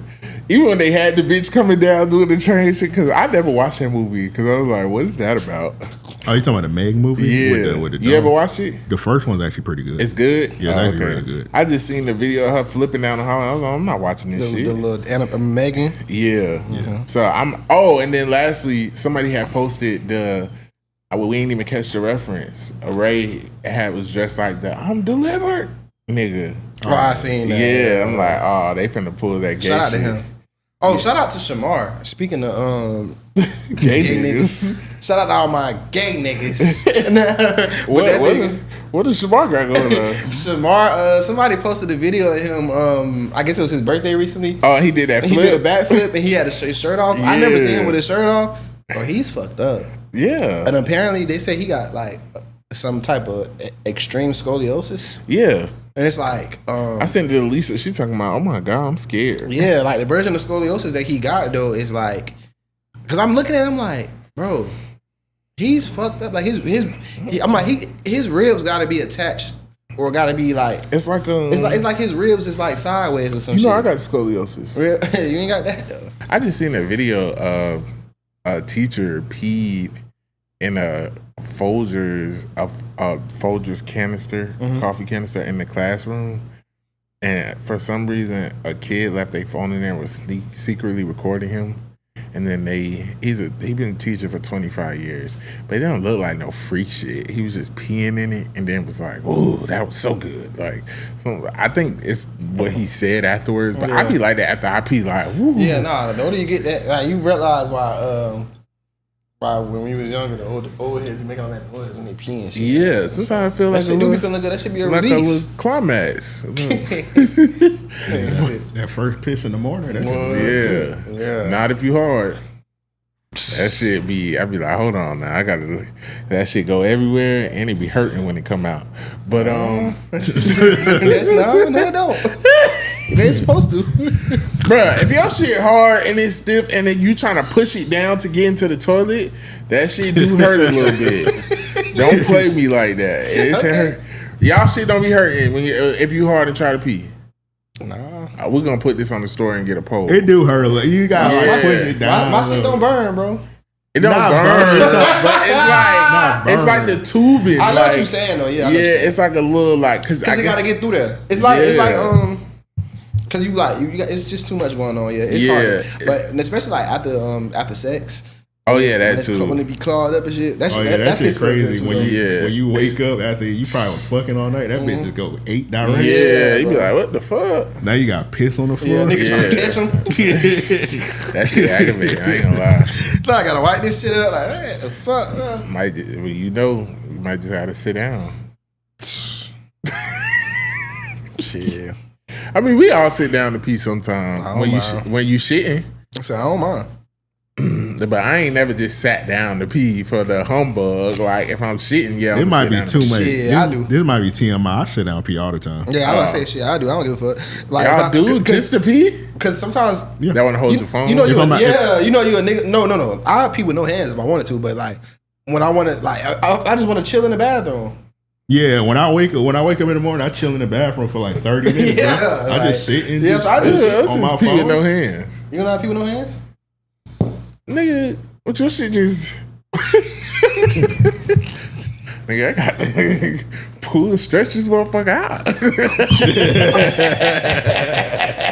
the fuck are you talking about?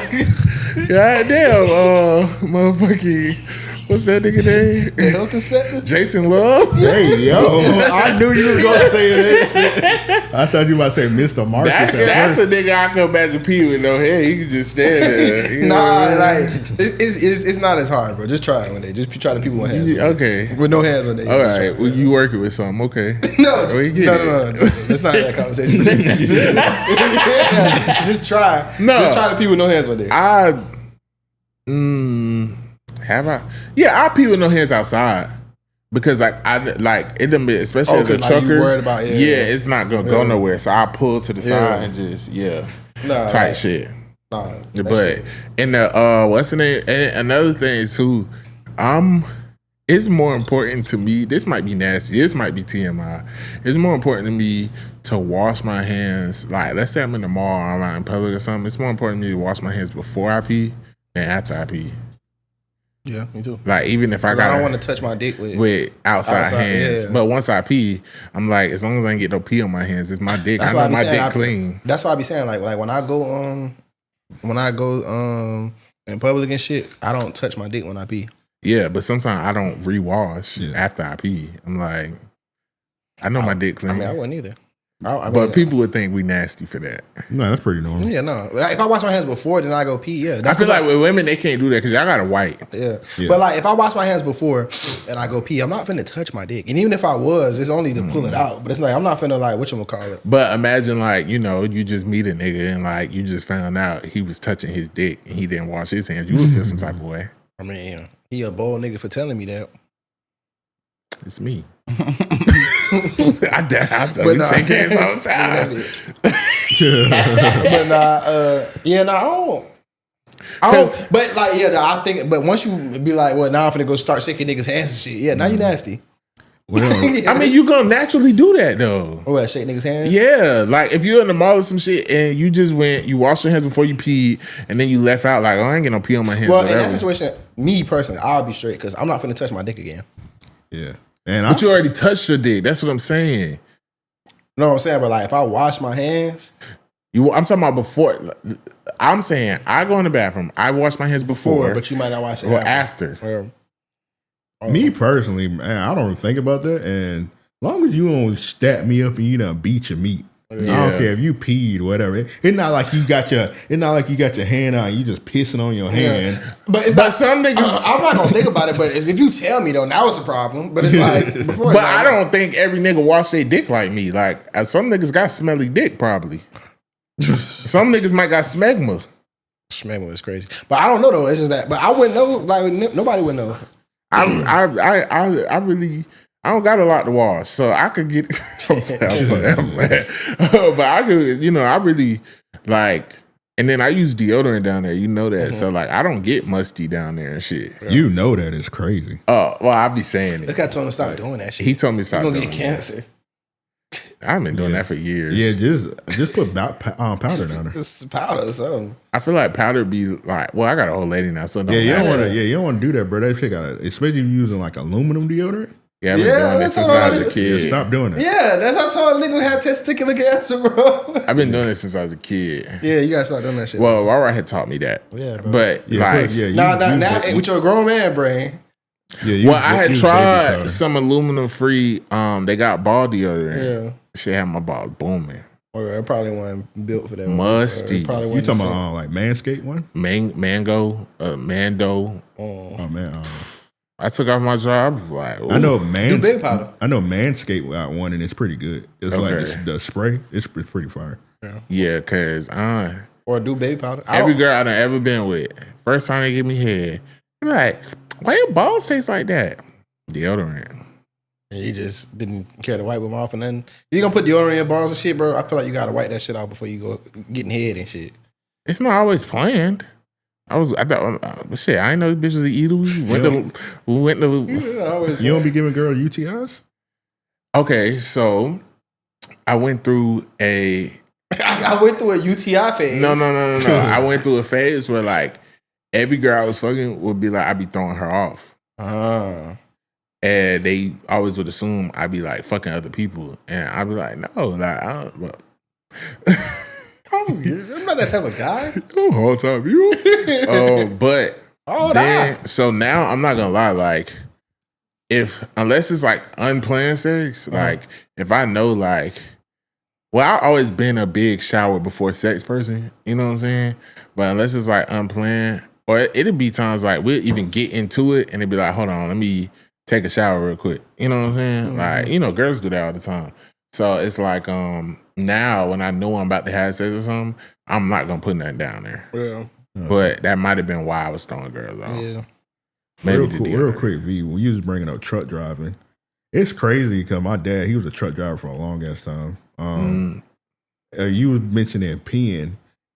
The first time I ever traveled with my dad and I seen like a piss jug, I thought he was like the weirdest nigga ever.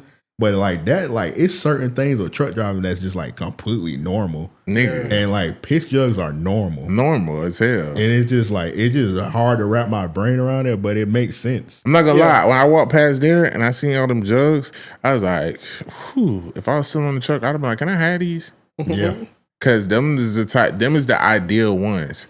Cause I learned my lesson. Water jugs? Yeah. Water jugs. I learned my lesson early on, like, you know what I'm saying? I know I be joking, but I can't pee in no little bottle.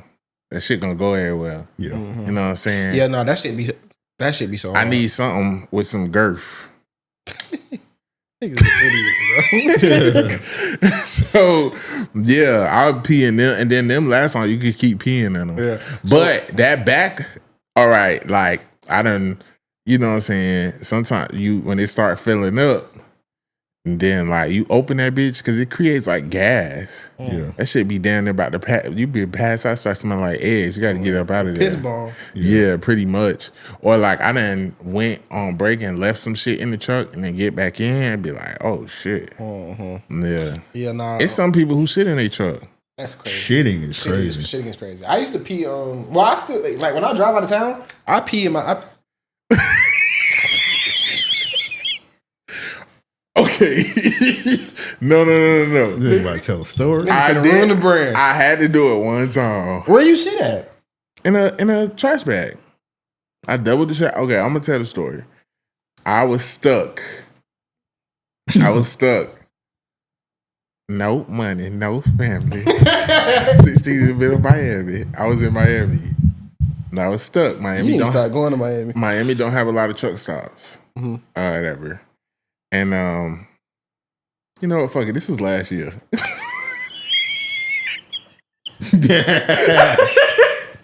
So I was down there. And I got stuck at the shipper. I was at the Dr. Pepper shipper. And right next door, they have like this little diesel place where you can get diesel, but it's no bathrooms, it's no nothing. And then once the place is like locked up, I was waiting for my load for the next day. Nigga, on the way down there, I had some tacos and shit.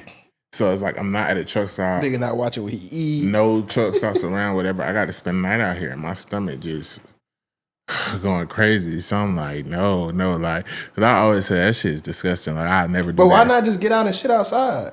Cause it's Miami, it's a lot going on. Like this is so it's going into nighttime, but trucks pull in there all the time to get fuel. But it's not like a operatable. It's nobody in there. Yeah. So I'm like, and I'm just like, I know somebody will catch me shitting on the side of the road. Like you ain't see that video of the lady Uber driver and shit. He was bad. Like I'm not going out like that. Yeah. You know what I'm saying? This like my motherfucking little mini condo. So I was just like, fuck it. So I mean, I had everything. I got a whole bunch of. I had gloves. I double gloved. I put 2 trash because I keep trash bags in there. I had 2 trash bags. You just put it on the ground and squat it. Put it on the ground, squatted, held it up to my ass. Did what I had to do, and then I had wipes. And I wiped real good and shit. Reverse pants joint. And then I bagged it all up and went and took it to the trash. When I was getting back in the truck, I ain't gonna lie, that shit smelled like a porta potty. I had to spray and shit. That shit was funky. That shit was bad. I couldn't hold it. I was like, fuck that. You know what's crazy, bro? Everywhere whenever I drive on the road, I don't like pulling over to go to the bathroom and shit. If they're going out of town and shit, I piss in something. But like you said, the bottle shit, stop doing that. Like, because then there's like, you got to be so accurate while driving. Like, you put your life at risk for you might as well just pee. It's some truckers who do that. I ain't never did that. I don't pee while driving. Oh no, I pee while driving. Oh, that's crazy. But yeah, no, that little bottle shit, Girth game. Cause like the bottle, I'm not dapping you up for that. That's crazy. You're not having a Girth dap. No, that little hole, I'm like, yeah. But the pee hole though, with the bottle, why it's so hard is because like really you can't stick your dick in no bottle. No, hell no. Or no water bottle. Well, some people can, like, but you can't stick on that's. You gotta stick like your pee hole in there. Yeah, so it's like you literally just gotta put your pee hole to the middle of the bottle. Oh, honestly, and you gotta like target, bro. The only time like I've actually successfully did it because I didn't have no big bottle. I stuck my pee hole over it, not in it, and like just precisely went slow and peed. Like kind of like straight into it, and then as you coming down, you gotta tilt it a little bit, and then catch the drop. It's really precise. Yeah, I be driving. Mind you, I ain't in no truck in no. Bro, what the fuck? What the fuck? Nigga done broke the whole damn mic. There we go. But mind you, I ain't in no truck or nothing. Right. So. Nigga, just driving. When you got the water bottle, you dead ass gotta put your pee hole there, and you gotta get a good angle. And you low key gotta have it like down by your legs so it can whatever. And then you just gotta. But I'm gonna be honest, that hard. Driving I get a Starbucks cup. We'll get a water cup. If I ain't feel like getting other shit, I would find like an exit, like especially one of them exits ain't nobody really on, and then get off on the side exit, go into the side part, the median, put my hazards on, open up the passenger door and pee right out. Yeah, I used to be like, please don't let a sheriff pull up. But if I feel like I can't make it, like I use that shit all the time. Pee straight in the bottle. Or that's part of my like traveling routine. Like if I'm driving out of town, I'm gonna stop and get me a coffee from Starbucks for energy, and then I'm gonna get me a water cup, and I'm gonna get me a venti water cup. And I'm gonna throw the water out. I done drove 15 hours straight in a rental from Dallas to here, and barely stopped. Y'all don't hold that shit in the truck against me. I wasn't that bad. I had to do what I had to do. It was either that or shit on myself. And I washed up afterwards. So, but on my truck, like, it's like a living facility. Nigga, I had pots, food, all that, refrigerator, everything. So it wasn't nothing. You know, I shit it in the bag, did what I had to do. I cleaned up after that. Well, I just, smelling wise, took a wash up. It is what it is. I'd rather do that than shit on the side of the road. But let's get into what it is, what it ain't. So number one, we got the owner of Destination Smokehouse has spoken out after losing customers, clarifying that Mr. Tenderism was not fired. He knew about the trademark filing in his name, and he wishes him the best. So I don't know if y'all been keeping up with the fiasco. Mr. Tenderism, it kind of all started when Keith Lee went. He wanted to tip him like $4,000. Mr. Tenderism, they wouldn't let him meet him and all that stuff. People started saying it's giving like master and slave and da-da-da-da-da. And a lot of black people started reaching out to Mr. Tenderism. So I kind of knew it was coming. At first, he was like, no, he good to me. Like, master good to me. We good. He gives me food. He gives me sleeps. But then where they fucked up at was they had posted, they was like, why you haven't been posting him? And he was like, oh, we let him go home for a week or two to go see his family and shit. And people must have gotten in his head. But Mr. Tenderism like, I'm on my own now. Now he cutting me for all this shit. Nigga got a manager. I'm like, yeah. Because he almost fucked up that bag. And then you almost lost us, nigga, because we almost left you where you was at when you was trying to defend that nigga when Keith Lee spoke up. Yeah, so he did right. And because why? Okay, you fumbled the bag because, you could have trademarked the shit, but you could have had him on there with you for the trademark. But it is giving like, oh, okay, I'm trying to be, you know what I'm saying? Yep. And I had even said on Twitter, like, that's what they used to do to the slaves. Like, let's think about it. Half them inventions from that time I was period. just finna say that. Damn, that's crazy. I was literally finna go there. If I'm not working, what the fuck I need to invent this for? Yeah, them patents and them shit. was from them fucking slaves and the white people would go patent it because they didn't have the resources. So it was just like, okay, he was the one that got y'all viral and shit, but it's a big slap in the face. And I seen a video, and they not packing out the house right now. I don't wish a downfall on nobody, but you do got to be careful how you move. I don't wish the downfall on anybody, but you get what you. I feel that people are owed what they deserve, and they deserve that one. If Salt Bay could do it, why can't Mr. Tenderism? Yeah, and the people who was working with him before, they deserve that one. Yes. So because they wanted to be that cracker wanted to be the star so bad, so nigga, it's your opportunity to be the star. Show is yours. Yeah, I haven't seen Mr. Tenderism close out Mojo Brooks show, and so he finna be everywhere. Shout out to Mojo Brooks. Yeah, I saw him on Nightcap the other day. Nigga, I need him at Toonies. He need to be on. Nightcap. That's with Shannon Sharp. He need to go on the Shannon Sharp show. That'd be a funny interview. He's like, come on. I wonder what they gonna talk about. Come on, Mr. Tender. You know, I know how to make good steak too now. Yeah. But man, I ain't you mean to fall off that bowl.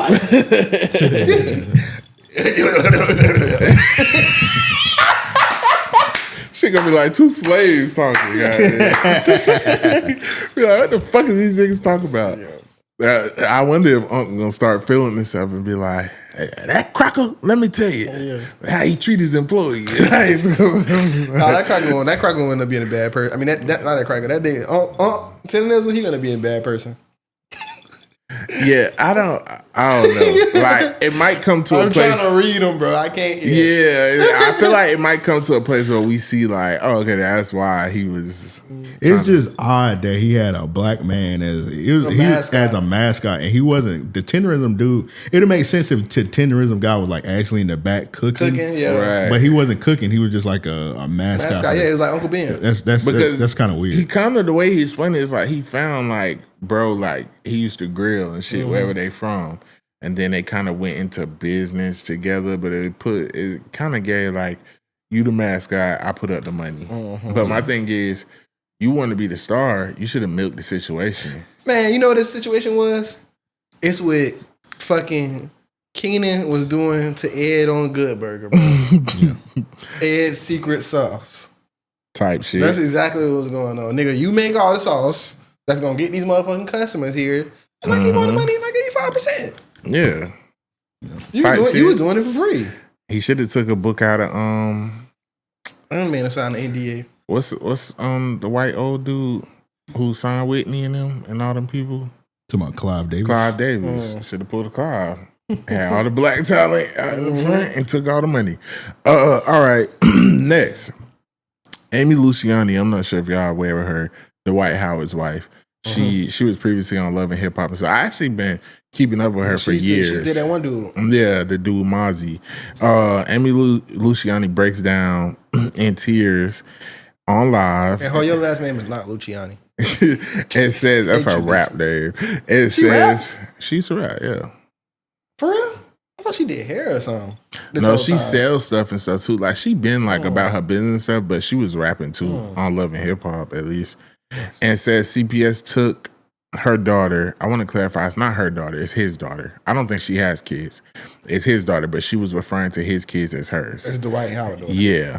Because of her husband, Dwight Howard, she says he has a cocaine problem and needs help. This is what I'm losing my marriage to, as she proceeds to hold up a half a kilo. Bro, she pulled up the krills on live. And then put it on her hand. Yeah, like, and that wasn't. And was crying and wiping her face. Okay, so real quick, because I did you're high. Because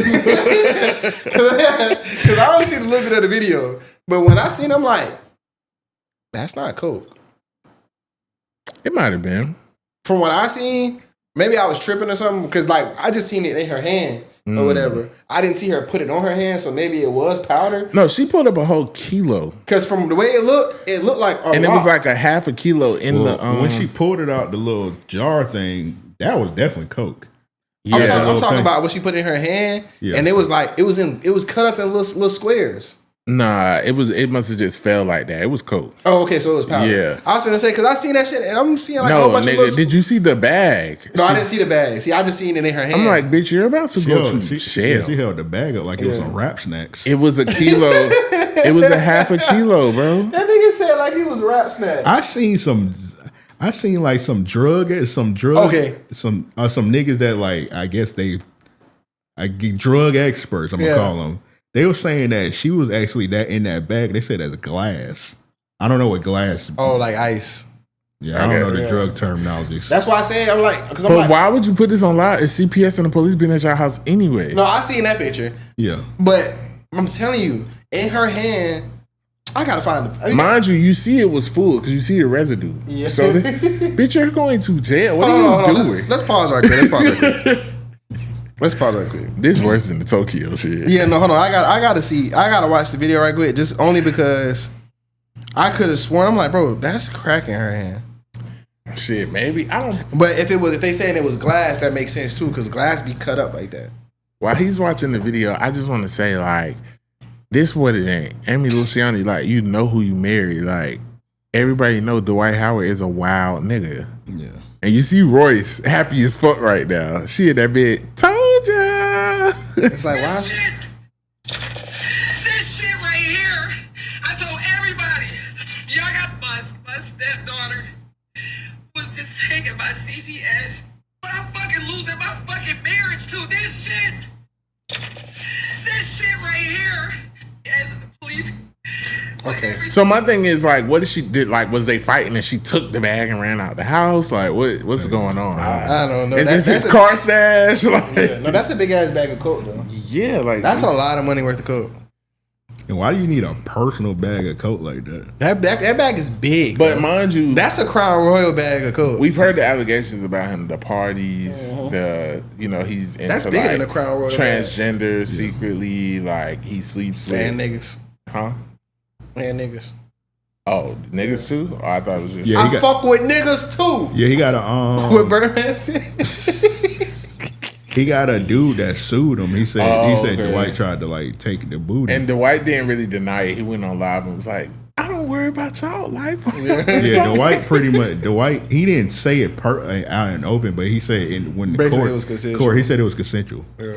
What I will say is when I seen him because him and the Amy shit came from left field because she was always going back and forth with the nigga Mozzie. But like she left Mozzie because he couldn't get himself together and she kind of like was the breadwinner. But like what I will say is I think Amy Luciani is beautiful. I've been watching her like she was a creator and stuff. She a boss, all of that. But how can I put this? I noticed that a lot of down low niggas go for certain type of women with certain type of features. Like, and usually it's like whenever you give hella flowers and compliments in the beginning, bro, I know some bullshit coming. Can I say this? That's like, why I be looking at she's Elle, beautiful. like- I'm not saying she looks like a man, but like some women have like chiseled face and chiseled Strong features, cheekbones. and like so. I feel like these days it's a compliment for women like being compared to like a transgender or something because they feel like transgender women are like T or whatever. I feel like bitches who be saying that are liars. Every girl I ever heard say that, they only say that when they in front of a transgender. And when they not, them hoes be horrible out the mouth. Okay, the reason I'm saying this But I is get what you're because the first time I learned about Amy Luciani was her and Thug's first girlfriend, Jerica, fell out because Thug tried to fuck with her behind Jerica back, and they put it out. And I remember they put it on the Shade Room. This was years ago, and everybody was saying that they thought Amy was transgender. Same thing they say about Jess Hilarious. You know what I'm saying? So it's like this nigga, he just over there. I'm trying to watch my words. Yeah, we know. You good. You doing good though. These are beautiful. Well, Amy's a beautiful woman. You know what I'm saying? And I don't think whatever, but some women do have that look a little bit. Who you is know? these people that just calling Jess Hilarious and the Amy girl transgender? Jess Hilarious know they call her transgender. She They said do? it. Yeah, she said even an NBA player had got her. It might have been him. An NBA player had gotten her, what's her name, and tried to fly her out for her to almost about to go. And he's like, "You transgender, right?" And she's like, "No." Like, they got strong features. Oh, Yeah, no. I mean, you know, they definitely toss those certain. And then when you put like phrases a around. little rasp voice in there, Yeah, like Jess. Yeah. Jess posted her little sister the other day. Her little sister look kind of good. And I'm not saying they look bad, but I'm just saying some women do have that Yeah. to them, you know? Like, you just Got it going on. Yeah. Yeah, so it'd be like, I used to be scared of it. But all I'm saying is, like, stop thinking you could change people. Like, we've been hearing about Dwight for years. And it's like, I guess you tried to flex up on everybody on Love and Hip Hop because they was hating on you on Love and Hip Hop and flexing. So I guess you was flexing on Royce too. But Royce crazy too. But I like Royce. nuts. Yeah, Royce nuts. But like, yeah, I know that.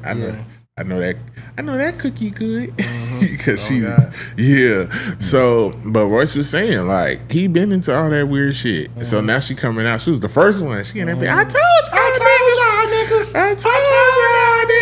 Like, yeah. So prayers to her. I know how that shit could be. But the thing is, it's not surprising because like a month after they was married, she tried to divorce him, and then they got back together. Yeah, big ass bag of coke. But I'm sorry, holding a half a kilo on live is nuts. This is what I'm losing my marriage to. Higher than Cooter Brown. The fucking krills. And you already know if the AC on, that shit just... That shit is all I know. I mean, she could snort it because if you watch the video, she kept like tucking her nose. That's what I'm saying. I'm And like, that whole video gave. ha. It's giving coke induced, bro. When I tell you, so I know that black people like to act like coke is just such a crazy drug or whatever. But like I've had friends who do coke, or like I got a cousin who do coke, and like coke is not like as addictive. It's not like crack. Yeah, A lot of They people call it a conflate rich man's crack drug. and coke. Yeah. But it's like it's people who like just casually do coke, like they'll just grab Some it. And doctors, lawyers. yeah, like that's a super casual. Listen, ass I'm drug. gonna leave it at this.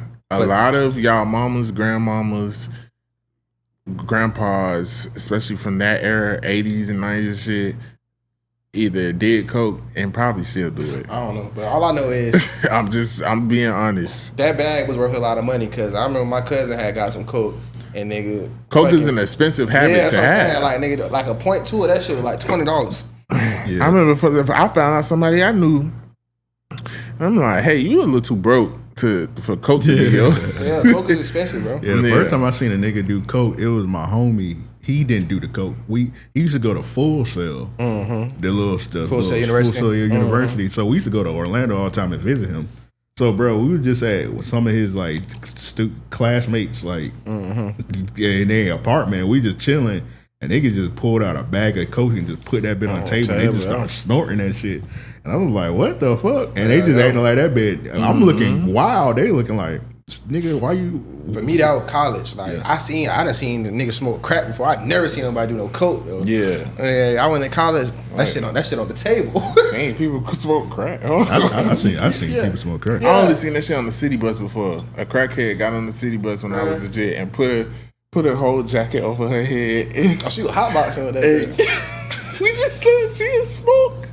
That's from under her jacket. And that's the first time like we smelled. And then she was like, "What the fuck?" Because we used to be riding from Arlington to the west side. Somebody was like, "Oh hell no, she smoking crack." And the bus driver had to stop and pull her off. Yeah, no, that shit. I was Hey, like, you don't inhale that shit, boy. I'm like, what the fuck? Yeah, it got a nasty smell. Somebody smoked crack in the studio before. For real? What? It was one time I had brought this chick over here. She fire that shit. Nah, it was a crack. It was a boom. It was Premo. Oh, okay. So okay. we over here chilling, bro. And we just watching. We just over here just chilling on the chair over there, just watching TV and shit. And she fired up a boom, And Jay. she was like, I got to smoke in here? I'm like, hell yeah, you can smoke in. I don't give a fuck. Like, I don't smoke. And then she rolled it. She like, I got to go outside and roll it up. I'm like, okay. She go outside and then she come back in here and then she started lighting it up. And I'm smelling it. I'm like, what the fuck are you roll up? She was like, oh, she said she rolled up a Premo or whatever. I was like, boonk? She was like, yeah. And she just smoking this shit. I was like, you gotta get out of here, bitch. You gotta go. Yeah, I wanted to fuck. After that, I was like, nah, you gotta get out of here. I'd have been that bitch. I was scared. I was like, bro, I hope Joe don't pull up in there. My shit, let's match. Joe would have been like, Amp, you smoking. And the smell was like lingering for like a long time. Yeah, that shit linger, bro. Yeah. Like, what the fuck? Nah, I would not. Hold on. Nah, What your homeboy say? I gotta do my Joe impression. Huh? What your homeboy say? Him dirty. Yeah, him filthy. Him filthy. I was literally finna say that. Yeah, nah. Because when niggas was smoking Molly and shit, like when that shit first came out, my homeboys used to be crushing that shit up, putting in the little J's and shit. It's a running joke in my family. My brother had went through a phase where him and his homeboys were smoking booms. And this was like, he was like 17. And him and Nisha got into it real bad. We stayed at Cedars. And they had fought, and I remember Nisha's in the hallway. She was crying, she was screaming. She was like, "That's why I'm telling mommy you be smoking balls." And mom was like, and then I was like, "Bitch, I don't give a fuck." I smoke boots. And mom was like, so now every time like family gathers, my mom would be like, "You been smoking balls." Like, niggas just be love smoking that booth. I'll never forget, dog. Me and my brother Trey, we had a party, we rolling up. And my dog Spencer walk up while we rolling up. Spencer was low as fuck. He was older than us. But he low as fuck. He in that bed. He's like, yeah, roll that shit up. Y'all want trying to put somebody in that shit? What's up? Yeah. This like, I'd be like, nope. But mind you, bro, this like 11th, 10th. I was in like 10th grade, probably. It might have been the summer from going to 10 to 11. So we already smoking big, but Molly really just hit the hood for real. But this one, it was like ecstasy. So he like, I'm like, hell no, nigga. Like, fuck you mean we trying to put somebody, crush some Molly up, putting that shit. Because at that point, like, niggas would take Molly, but crushing that bitch up and smoking, I just felt like going too far at some point. Yeah. From like 2008 to 2012, like Molly was like normalized. Yeah. That shit was like real crazy. Like niggas just casually just. It got real normalized when the white kids started doing it. Like I'm talking about like because I was in, like you said, like my 10th grade year, my 10th, and I did the end of my 10th grade and the beginning of my 11th was 2012. You know what I'm saying? So it's like that shit was 9th grade 2010. So all that shit hitting right then. I'm talking about like that shit was normal. Yeah, just kind of like what you call is normal now. Perks. Yeah. Shout out to 304 Talk podcast. They used to do perks before the podcast, and they used to be in there just doing the shit Just and hanging. I was like, first of all, that fucking when you come in that itchy shit, when you start Coming down. not even just coming down, but Like it's kind of like like I forgot what they call it. Withdrawals. That shit ain't. I ain't gonna lie, pill. I went through a little pill stage. but not like perks and shit. But like, you know what I'm saying? You took Lortabs before, like muscle relaxers and shit, or some, you know, give you good sleep. But when it start going too far, like you need them bitches every day, and a lot of people get hooked on them from. I knew a girl who just went to get like wisdom teeth taken out and got some perks and couldn't stop taking them. Yeah, I don't fuck with pills. But when I had my surgery and shit, they had me on Roxy's. Which is really what when people say perk 30, technically ain't no such thing as a perk 30, it's a Roxy. But they had me on Roxy's. And I was like, hey bro, don't give me no more of that shit, bro. Yeah. Like nigga, when I tell you I was tripping, they had me on a whole bunch of other shit too. But like when I was in hospital, like I was hallucinating, bro. I'm that bit. Nah, don't give me no more shit. Some shit do be too. Yeah, I'm like it's too much, bro. Don't give me no more of that shit. I'll never forget. I thought my white neighbor gave me K2 because it was an older lady. She had cancer, so she used to smoke. So they knew I used to smoke, and my mama was cool with them. So she used to send her kids down to DeLand because that's where they was from. And somebody had like a weed farm out there or something, and that's where she would get her shit from. But her shit was like the crispest, greenest shit I ever seen. And she just laced me up like with a whole bunch of weed for free. Cause they was basically trafficking for her. Old ass lady with cancer. Miss Jane. R.I.P. Miss Jane. They was from the land? You know Golden Boy Counter, right? Yeah, he from outside of Orlando. Outside of Orlando. Yeah, he from Orlando, right? And he said he got a song. He said he talking about he was like he basically got a song. He talking about a plug, and he said, "Dog, I swear to God, this lady 90 years old with a lot of bug." And then he was like, something. But it was white people she was connected to, and this lady was old as fuck. But he was basically saying how his plug from the land was an old ass lady. Yeah, they got weave. They got okay. It's probably the same plug. It gotta be the land that bit, but so small. Yeah, and when I tell you, he talking about some this lady 90 years old. The what first a lot of time because I had gay son Anisha, so I just remember I stayed in Caravan. I had enrolled that bitch up. I'm like, all right. I'm thinking like it's an old white lady. It's finna be some mid. It ain't, you know, it smelled good, whatever. I swear to God, I was sitting there, bro. I just remember sitting on the edge of my bed, zoned out, and it felt like a motherfucker came and like just smacked me. And like it's like I just heard the ping in my ear, and I was like, like I couldn't breathe. I was like, what the fuck? I never felt no shit like that off no weed. I called Nisha. I was like, Nisha, did you smoke? She was like, no, not yet. I was like, I think that bitch gave us K2. I was like, it's no way. Like, but once I came down, you know, Premo Highway, bro, that cracker had the best weed. I don't know what the fuck they doing out there in DeLand, but when I tell you, I didn't want to go through nobody but her. When she died, that shit hurt me. That shit hurt. She fucked the city up. No, but she still had a Mason to her left. They gave it to me. For real? That be yes. Thank God. That be Ivory.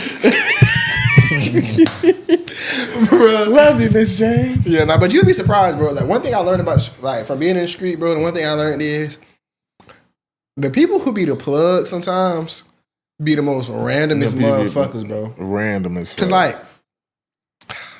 it be old people, it be people you'll never expect. Especially like cause I used to fuck with pills a lot. So it's like definitely old people. You know what I'm saying? Like when I definitely used to, when I was in barber school, I used to sell tabs. And definitely the main person I sold to was an old head out here. If I say his name, everybody knows, so I'm not going to say that. But he was the main consumer, and he used to flip them for even more. Yeah. And it's an old nigga. Yeah, no, them old heads used to be on that shit bad. Yeah, so it's like... The way them pill heads used to spend money, that's why I would never fuck with pills. The only time I was ever like... It was only one time where I was finna take a pill or whatever, because that never was my thing. I was only a weed dude. I really didn't even drink. Yeah. Or whatever. But it was one time, this when Xans was big or whatever.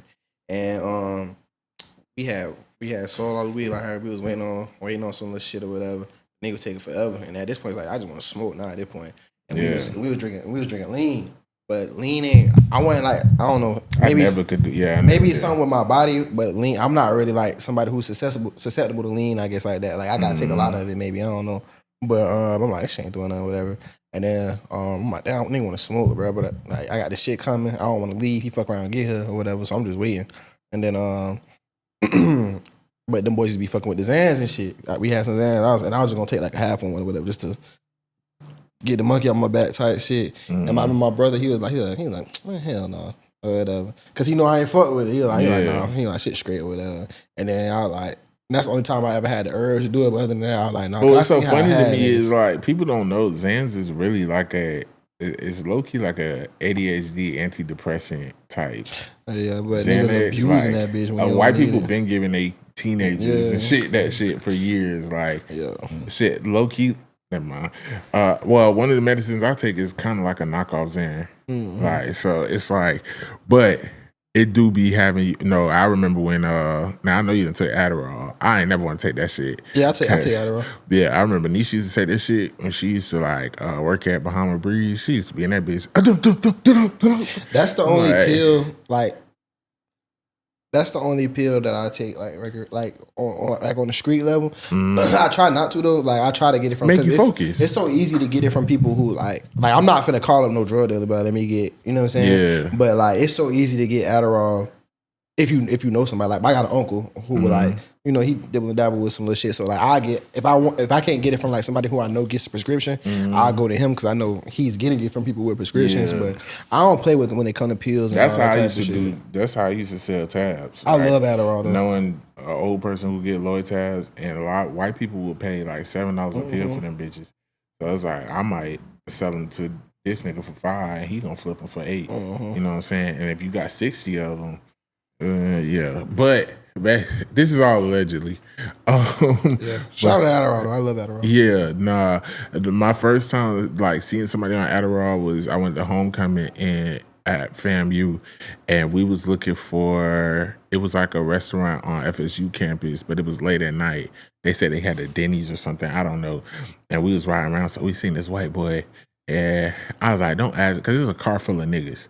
I'm like, "Don't ask him. He gonna be scared." He was like, hey, bro. He wasn't scared at all. He came up to the car. He was like, "What's up? What's going on?" He got on a book bag. It was like, it's tally, bro. Yeah, so he was like, "You good?" He was like, yeah, I'm good. I'm just coming from the library. I'm studying. Like, he moving around and shit. So I'm like, this cracker on coke. What shit, how you wild? I ain't think he heard me. He was like, "No, I'm not on coke. I'm just on a few Addies." I was like, Addies. So I'm asking him, I'm like, "What the fuck is it?" There's like Adderall. Yeah. Square ass nigga. I'm like, I don't know about these drugs. I'm added up. I just ate a plate for breakfast. Put it in the cup. All right, let's go to the dress feeling heavy like a midget on my neck. Let's go to the next one. So, because we were supposed to talk about this last week. Basically, I think we all know it's what it ain't. But finally, you seen the Tourettes nigga issue the apology. Yeah, his apology was horrible too. Yeah, for the Michael B. Jordan and Delroy thing. I just want to say, what you was gonna say, Amp? I was about to say, you heard what else happened, right? Apparently, he called I forgot the lady name. The lady from Sinners, the heavyset lady. Oh, yeah. She won an award too. Apparently, he called her a nigger too, and they actually edited that out. They edited that one out. Yeah. Here's my thing, because I've been seeing a lot of nigger. Just trying to decide to see what it do to the room. But they also said he said some gay shit when some gay niggas went out there like the F word. But they edited that out. Oh, okay. But they didn't edit that one out. It's like, nigga, what's up with your mind? And I could tell Delroy was like, yeah. Like, he want to give him a South Mississippi ass whooping. I'm like, but here's my thing. Whole time Delroy British. I know. That shit hurt. That's crazy. Like, your name Delroy, bro. But listen, at least be Caribbean. Yeah. Well, a lot of British people have a Caribbean. He probably background. is Caribbean, but it's like, at least like you could have been from the island, bro. Come on, Delroy. Yeah, and it's so funny because he talked like so American. So even to hear his British accent, it was like, what the fuck? It's kind of how I felt when I found out Damson, yeah. But okay, here's my thing. It's been a lot of people with Tourette's coming out like, no, y'all don't understand. It's not whatever we say it's not what we want to say or what's on my mind. It's what we don't want to say in that moment. But why would the first thing in your mind that you don't want to say when you see a black person is nigger? That's still racist. Yeah. Why is it like, I don't want to say that? I mean, Like you just see a black person, you don't think black, you just nigger. That's like if I had to, I said, I'm not gonna be. Okay, let's say, I'm trying to think of a white person. Billy. Okay, Jack Black. The first thing I'm not gonna think is cracker. I might be like short and stubby, like you know. But if you got Tourette's, you might say cracker. Because you got to think it's like your intrusive thoughts, or you thinking whatever the bad stuff is. Because I know we all seen like a person that just thinks something bad at them. Yeah. Okay, but how do y'all feel about the Tourette shit? Because I kind of feel like it's a mind thing. Like, I feel like it's like any other thing. Like, I feel like I don't want to be ignorant. I haven't done the research. You finna be ignorant. But I'm just like, it's no medicine to control that shit. No. Weed. I feel like it's like a mental illness, like Some of them say schizophrenia. weed. But yeah, involuntary like that. I don't know. Tourette's is one of those things. Cause I remember this like True Life. Remember that shit back in the day? Yeah, I used to feel like it was faking. They had an episode like that. And it's like Tourette's is always one of those disorders that I always like really felt sorry for. Yeah, so I remember the episode, the girl at Disney World. I'm like, why did y'all take her there? I look at it a certain type of way only because like I feel bad for people who can't control certain shit. So it's like I don't want to have the actions of him kind of put smut on that whole like community at large or whatever. They can't really control it, and I mean it's like we do know that they say offensive shit. Like that's their whole thing. So it's like we can't act like we ain't already know that when the offensive shit that they saying. I got to do more research on it. You know what I'm saying? I got to do more research on it. It's kind of like in the same vein as like stuttering. Yeah. It's like a mental block. Yeah. Okay. Yeah. Now And shit like that happens. Like my son, he stutter, right? Like he in speech. But I swear to God, my son be on the game, he never stutters on the game. Because it is a mental thing. Never stutters on the game. Literally, he'll sit here and I'll be talking to him, he'll stutter. Or, well, he better now, but when he was younger, he'll stutter or whatever. Get on the game, be talking for 10 hours, won't stutter once. Just weird ass shit like that. Because it's really like a mind and uncomfortability thing. Like, okay, maybe I'm not comfortable talking in this setting or in front of these people. But then it's just like anxiety. It all goes together because Steve, I had seen on the Steve Harvey show, he had somebody on there who was talking to him about stuttering. And he said he had that problem big time when he was young. And he said it took one teacher to teach him what to do. And literally the method that he gave and did it like in the audience with the dude, the person stopped stuttering right there. And I was like, oh, damn, okay, maybe Steve on to something. But I do think it does take the classes and shit because my mom said she had a list growing up. And she had to go to speech and then it went away. So, yeah, I don't know. That is a horrible disease to have, but I don't know, like, let's be real. If you had Tourette's, would you not sometime just blame it on that? Yeah. Yeah, like my girl get on my nerves. Stupid ass bitch, hoe bitch, I'm a bitch. Pussy ass stupid ass bitch, I can't wait to fuck my ex again. Yeah, Tourette's. Is everything okay? I don't know what happened. Come here and say what? Damn this pussy Or growing up, your mama getting on your nerve. Ooh. Fuck you, bitch, I see why my daddy left. Yeah. Be like, see what my daddy hit us. You like, oops, I'm sorry. Your daddy left, my daddy left, you the problem. He in church wilding.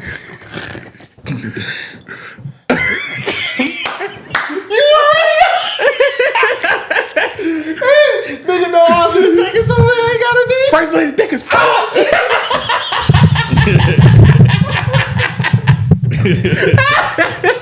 We'll be like, hey, King, man. Hey, Chad. First lady fine as fuck, bro. Get his ass up out of here. Hey, I still think First Lady fine. Mike Todd, you gay and got hips. Nah. What I said last? In school, yeah, I would have. Yeah. Totally. Oh yeah, just take the name out. This nigga, I just peeped what you said. This nigga crazy. This nigga is wild. Listen, in school, you know what I'm saying? I used to do dumb shit like that in school. Like if I wanted to eat in class and we had a sub or something, and then they'd tell me put the food up, I'd be like, I'm diabetic. And then everybody used to be like, he is diabetic. He got to eat his snacks every day. Tongue is powerful. The tongue is powerful. Niggas spoke that on me, I guess. I was the stat man in school too, because I ain't eat school lunch. You know, I don't know. I know Inglewood, school lunch wasn't no thing. Like if you ate school lunch, like niggas putting you on the book. Yeah. You know, see, okay, where it got good at get your ass on the snack line. In 9th grade, that's how I was in my school. But 10th grade, we got, because you know we was a magnet school, so we got this government funding where everybody got free lunch, everybody qualified. So now at this point, well, yeah, niggas bitch, who's for and who's not? Yeah, you fucking with the free. And that spicy chicken patty, you gonna do it. Yeah. You went through the you got like the actual school lunch, bro. Yeah. You got considered poor. Yeah. If you went through the snack line. the snack line, you had bread. Yeah, you got some little. I really ain't never give a fuck though, cause like I used to get free lunch because of my mama, but like I would do both. I would go through the snack line, get some wings. But this ain't enough. Do y'all remember how hot they used to make them fucking wings? Why was they serving them to kids? Spicy? Them hot wings. Yeah, I used to be in that bitch sweating. But them fucking cookies though, them bitches be $1. Michelle Obama, you will pay. My favorite, I don't know, did y'all have the ham and cheese croissant? The melted one? Hell yeah. Bro, them bitches used to be so y'all remember fire, them, bro. it's like a pizza roll thing? Yeah, I remember that. Yeah, when you open it, the cheese come out and shit. That fucking breakfast pizza with the egg and ham. Oh, that used to be fire. Oh, that shit, and the cream pizza. cheese. Oh my god, it was cream cheese, eggs, ham, cheese. Yeah, that used to be fire. Shit was so good. Well, I wouldn't eat that anyway. That's probably no, that shit was good as fuck. I ain't gonna hold you. That shit got like four things on there. I don't It eat. used to be happy as fuck if somebody ain't want their food. Sign that bitch this away. But when I went to Or them heated up donuts Oh, you talking yeah, about the little super donuts. yeah, they sell them at Roses. with the little juice. Yeah. Nigga. They sell them at Roses, like $10 for $1 or something. Do they still do like breakfast in school? Okay. That's I don't know what they serving. But yeah, they still do breakfast. And then like I know my son, they got like they lunch free for everybody. How does it like it's like old days, like you just gotta get to school early? Oh, okay. Yeah, like if you get to school at a certain time, like I think at my son's school, they let them in at like 7:30, I think. And then if you get there between like 7:30 and 7:45 or something like that, you can get breakfast. But if you get there earlier for like, because they have like extended day in the mornings too, for people who work early or whatever. So if they get there before then, of course they get free breakfast and shit. But yeah, Like at my school, even before the free shit kicked in, if you ate like a little chicken patty, because the chicken patties was good, like if you finessed a chicken patty off somebody or went through the line, that wasn't a big deal. But if you was sitting there like eating like the roast beef, no, we didn't give a fuck what it was. greedy as Even fuck. if it's good or not, we don't care. Like it's just a reason to fuck with Yeah. it. Like so, it's like. It's kids like, are bullies. Yeah, it's like it could be it could be good. That's cool. Like we pretty sure it's good. But it's like you still fucking with the free, bro. Like we gonna take a picture like everybody else. But it's in cool. middle school, I definitely got free lunch. But it wasn't like you poor bitch. Like, it wasn't like that, though. But I feel like a lot of us cool kids got the free lunch, and like ain't nobody really at Fort Caroline. Like we would rank, but it got to be a combination. Like you got to get free lunch and wear fucked up shoes. Yeah. Like nigga, you can say free lunch all day, but you see these polos and this black In middle school, it didn't matter. Like in middle school, that shit wasn't matter. But like, high school it was different though. But like, But I used to go and mix it up in the free lunch line or them chicken bites. Them hot ones used to be hot as fuck too. I used to sweat every time I eat them bitches. It was more so about like, look at that nigga hungry as fuck. It was more like that than more so like, look at that nigga parents struggling like a motherfucker. It wasn't like that. It wasn't. It didn't even matter if you like You could have paid. Yeah. You could have paid for that lunch. Yeah, it's just the fact that you went in that line. It's like, it's like you hungry as fuck for real. I will say like that's when that type of stuff did start mattering in middle school. Like in my class, my when Hannah was here, that 7th grade class was crazy. Like I'll never forget. Like the nigga Brandon, like we used to always be ranking. So my homeboy Brandon and this nigga Darius, they used to always rank. And I remember like one of the funniest jokes, like Brandon had said he seen Darius' mama at the Jaguars game selling socks, and like people ain't let that. He did not see this man. But it was just like so quick with it. It was like that shit hilarious. Like he pulled that bit up quick. So I remember Darius got him back with a joke. Okay, cool.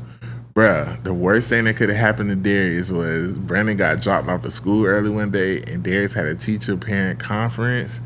And he caught Darius and his mama walking back out to her car, and her shit was like an old rusted Buick. And Brandon took pictures, and he basically was like, "Come here." I'm like, "What's up?" He was like, "Yeah, I'm waiting for Darius to try me." And he had pictures of Darius' mama car, and bro. But I tell you, like, it was like sitting on a ball. Yeah, like, you know how, like, on basketball lines and shit, they be having shit on each other. Nigga couldn't wait for him to say anything. And I kept trying to hype it up. I'm like, I'm waiting. And Darius finally said something. Brother, that bitch. Oh, yeah? Look at Darius' mama car, y'all. Wait. Who said that? The nigga. What? That's the one we. Oh, okay. That's the one we had to talk about. He talking about this is Mama Kaya. Yeah. So everybody like, oh shit. Darius and that bitch. So what? My mama got 2 cars. My mama got 2 cars. She just drive a car to work. My mama got 2 cars. I'm like, no, she don't. We so dumb. We used to be in school arguing about what our mamas got and shit. Yeah, but that's just kids' mentality. Yeah. Like, you know, kids be wicked, bro. Kids be wicked. You go to school with a fucked up haircut. I went to school with this nigga Colin. Colin, daddy did not believe in haircuts. This nigga was African. Colin didn't even have a hairline. I'm talking about his shit used to be down to his eyebrows. And we ranked on that nigga every day. That nigga couldn't even laugh at a joke without, I know you not laughing. Like, nigga, that bitch, I know. Yeah. And then none of the African niggas ever had a liner ever. And then he like had a little fart smell to him. Shout out to where we from, bro. Our Africans was clean, bro. Fart smell was crazy. Yeah, niggas was on his ass. All right, last what it is, what it ain't. I don't know if y'all seen the clip of Reggie, basically from the streaming shit. What is it, AMP? No, he with Clover. Clover, okay. And he was facing a lot of backlash after. So Dami is with AMP then, or Dami is with the niggas who started off doing the YouTube videos. RDC. Dami? Who is Dami? Okay, so you know the nigga who like Jermaine Cole? Like every time J. Cole drop. RDC. I know his name, and his name like I don't keep up with all these streamer niggas. Yeah, his name is who you talking about. His name is not Dami. No, I'm talking about, so Dami is in his crew. Okay, RDC. Okay, yeah. But I only know the main nigga name. I can't think of his name. I can't think of his name right now either. But his name is Mark. Yeah, Mark something. So Dami is in his crew, but they be doing crossovers and shit. So basically, Dami came to the house, at the Clover house, which Reggie stays in with some of the other people from Castanet camp. And when he walked in, he was just like, "What's up? What's up?" Everybody said, "What's up?" And he introduced himself. And I don't know if y'all seen the clip of Reggie kind of like lame vibing, and they started arguing because Reggie like, oh, why niggas walking in my house not introducing themselves and da da da da. It was, and I was like, it's not your house, but number one. Yeah, I got you. You gotta stop falling for the stream clip farming, bro. No. This, I thought it was clip farming. This actually wasn't clip farming. You know Reggie was here yesterday? Yeah, for the funeral. Oh, I had seen that. This actually wasn't clip farming. Like, you could keep that in. No, I thought it was clip farming because it usually be clip farming, but I really did my investigation on this because Reggie is one of the streamers I like. You know what I'm saying? I fuck with Reggie. Yeah, but I came down to the conclusion of why it happened. I'm gonna send you the clip and stuff. Reggie, since the new year, has stopped smoking. Oh, So he's irritated. He's funny as fuck, bro. He's irritated. I get it. I've been there, Yeah, done he funny as that. fuck. Yeah. But basically, he got a gotta lot get of off that backlash, and people was like, "Oh, like you starting to get money, and you changing up, whatever." And then Dami kind of like, Not really though. It was bad because Dami is like the nice, cool dude from which all them RDC. boys over there is kind of like that. But Dami, he just stay out the way. What is whatever. his name? Mark what? Mark. Mark Phillips. Yeah. Okay. Yeah. But I ain't gonna lie. When I seen the whole clip, Dami low key like little boy Reggie, because Reggie was like so turned up about it, but he waited till he got to the other side of the room, and Dami's like, "You've met me plenty of times," and he's like, "So what? I don't know your name." And he's like, "But nigga, we've been," and then they start putting up old streams of them together and stuff. And so Dami's like, "Have you ever asked?" And he was like, "So you saying we met, but I don't even know your name, whatever." And he's like, "All right, bro, you done see me in these rooms, like you done recognize me before." So then Reggie went back on stream and was like, because they was telling him to apologize, and he was on his ego shit, like, "I ain't apologizing, like nigga, I all them times I used to be high as fuck. I done seen a million niggas." Like, I'm just like, at first I was like, Reggie, stop lame about him, but then I was like, oh, he's irritated. Yeah. That dude. Just how you taking shit out on people, bro. Yeah, I done been there. Yeah. That shit be. Yeah. No. People be like, oh, we not a drug, bro.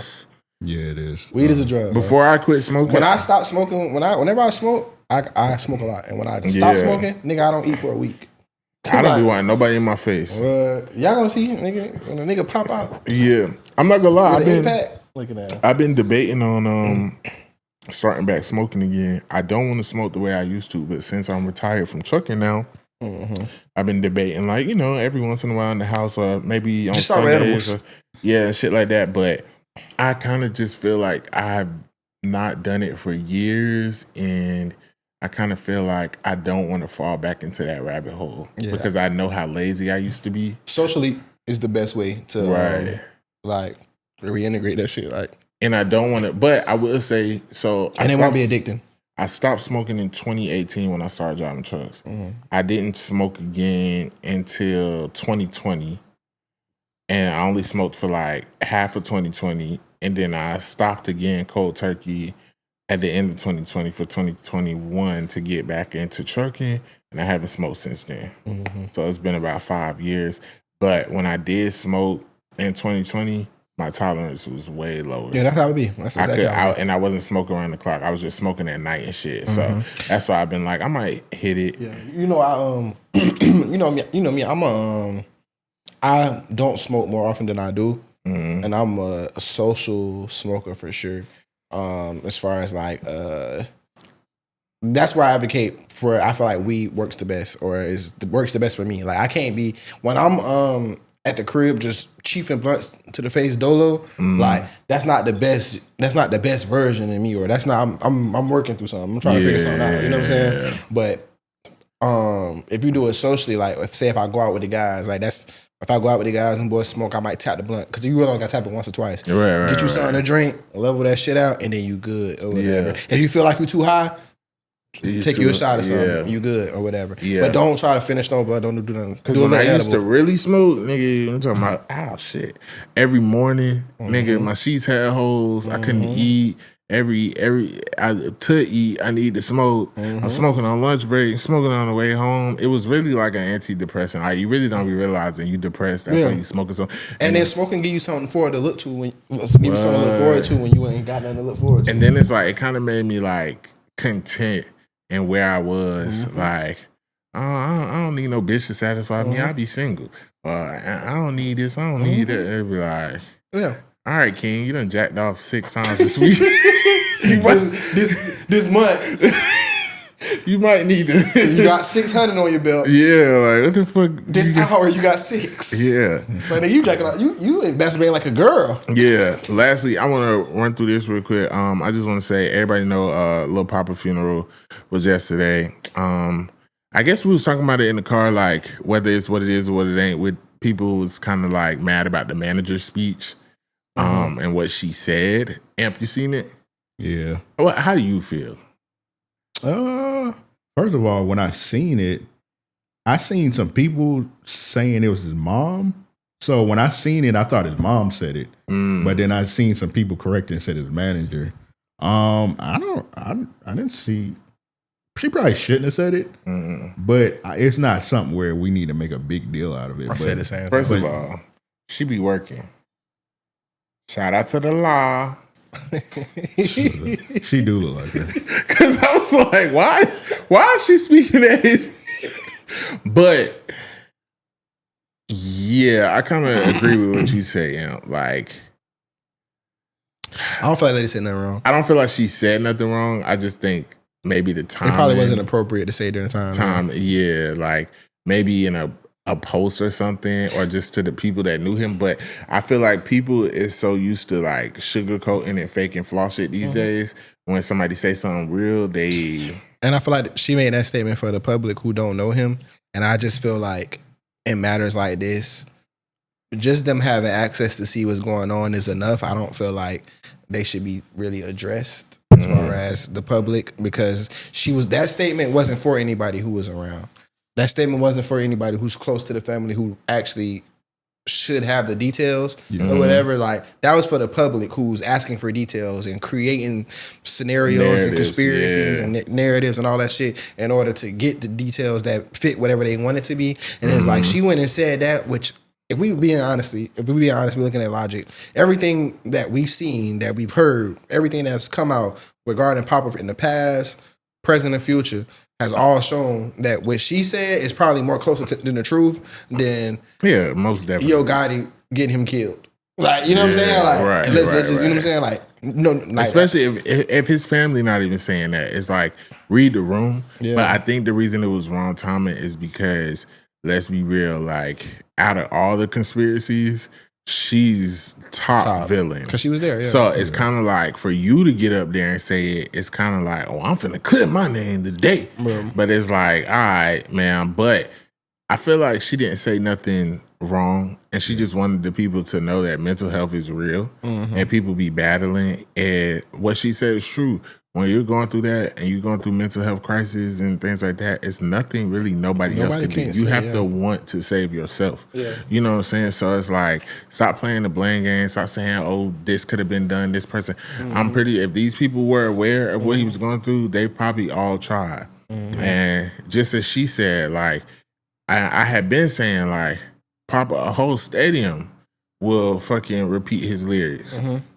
So, you know, if that wasn't enough for him to feel the love, or he still felt like he was letting people down, you know what I'm saying? That was his personal demons and battles that he had to battle. And then also, majority of us don't know what it's like to live with a debilitating disease 24/7. As somebody who has went through health battles and still goes through health battles and stuff, y'all don't be understanding how hard it is so I can only imagine with him, because mine's come and go. Whereas sickle cell, that shit is like round the clock. And they say it's very painful. And I heard, I'm not sure if it's true, but I heard he was dealing with seizures too. And things, that's a lot. That's a lot to take on and take in, and you know, and then survivor's guilt, that type of shit. There's a lot that come with it. Mental health is real, bro. It's like, I think, and then even me, like when I looked at the clip or whatever, I didn't even see what she was saying from a place of I'm clearing my name. I felt like it was really, it took some real humility to go and say what she said to try to provide comfort for strangers when this is somebody who she actually knew and was around on a day-to-day, and that person took their own lives in front of her, and she gotta live with that for the rest of her life, and also with allegations like she fucking Yolanda, the bitch who killed Serena or some shit. Now she gotta also deal with allegations. I feel like that shows a lot about her as a person, because she could have been nasty about it and she wasn't. She was really trying to raise awareness. I feel like it was interpreted like that because, number one, you could tell she's a real and raw person. So she didn't sugarcoat around like the way she said it. Whereas like a preacher may have danced around it. You know what I'm saying? But also, number two, to people who aren't the most like intellectually inclined, it would feel like she's trying to prove a point because, number one, her tone, and she's real and raw. And then number two, when she was like, oh, me, Toy, or Gotti. It's like she addressing all the people that people are addressing. So people who just live for mess are gonna be like, oh, see, she's just trying to, you know what I'm saying? But Exactly. I'm pretty good at like discerning like ingenuine spirits, and I didn't get that. I got like, y'all don't know what we went through trying to make sure he was okay straight, for y'all to be on here trying to make it seem like we the problem. Like, so. Yeah, and if a nigga want to kill himself, bro, we all talked about at some point how, you know, we battled depression or some shit like that. And we can be in here laughing and joking. And nigga, I can go home and dome myself tonight. Yeah. And then I'm not gonna lie, going to your house, I'm like, bro. Yeah. Like, that should be real. Like I could dome myself tonight and no when nobody know. And then like when nobody everybody be like, damn, I know. It would be like, bro, this nigga was just texting us in the group chat. Yeah, like, it was no red flags. Nigga, keep happy. Yeah. It's like, you don't know. But then anybody can go watch the podcast and see when I said this, that, and the third, or spoke about something like that, or whatever, or like, you know what I'm saying? So it's like people just. That's why I say like I stand by this. I live by this. This is one of the things life showed me, and I learned for myself, and I never stray away from it, bro.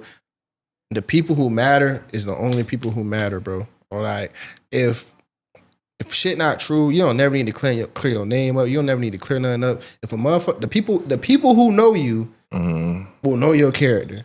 Yeah. And if the people who know you ain't worried about or ain't questioning your character or whatever, you don't gotta explain it to the people who don't know. Because if everybody who around you know no way you would do no shit like this, and everybody who don't know you think that, they don't fucking know you and they don't matter. I feel like you definitely helped me with that, especially in like my last few seasons, because like I know I'm a genuine person. I'm not perfect, but where it was just like people was like publicly attacking me like back to back to back, it's like easier said than done, because it's just like, bro, that's not the truth. Yeah. And then it's like when you would kind of just be like, why do you care? Like, who cares? They don't matter. These people don't matter. And I'm just like, bro, I don't want people out here thinking like I'm this type of nigga and I'm that, or niggas telling business we done talked about, or just lying. And now I do feel like I'm at a place where it's like, I'll let God handle that. Like, and anybody who believe it or pick a side or anything, I'm like, okay. Yeah. Cool, you just showed me who you is. I just don't have the mental capacity to care anymore. Yeah, because like you don't know me. Like right. Anybody who would believe that without coming to talk to me, you don't know me, bro. Yeah. So it's like, why the fuck do I care what you think about me anyway? And who the fuck is coming to a stranger? Like you don't know me. If you tell anybody about me, they're gonna be like, oh, then how you know him? Or I don't. Right. Or I went to school with him. Right. You don't know. Fucking know me. And that's another thing too. Like even with the death stuff, like y'all gotta stop with the clout chasing. Like just because you went to school with somebody, or just it's people who have died over these last recent years that I was close with in school, things like that.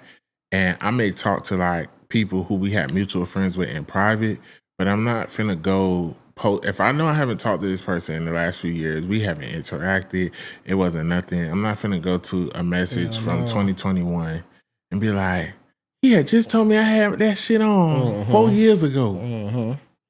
Like, y'all gotta chill. People be weird. I told you I seen it firsthand when my brother died, bro. That shit weird.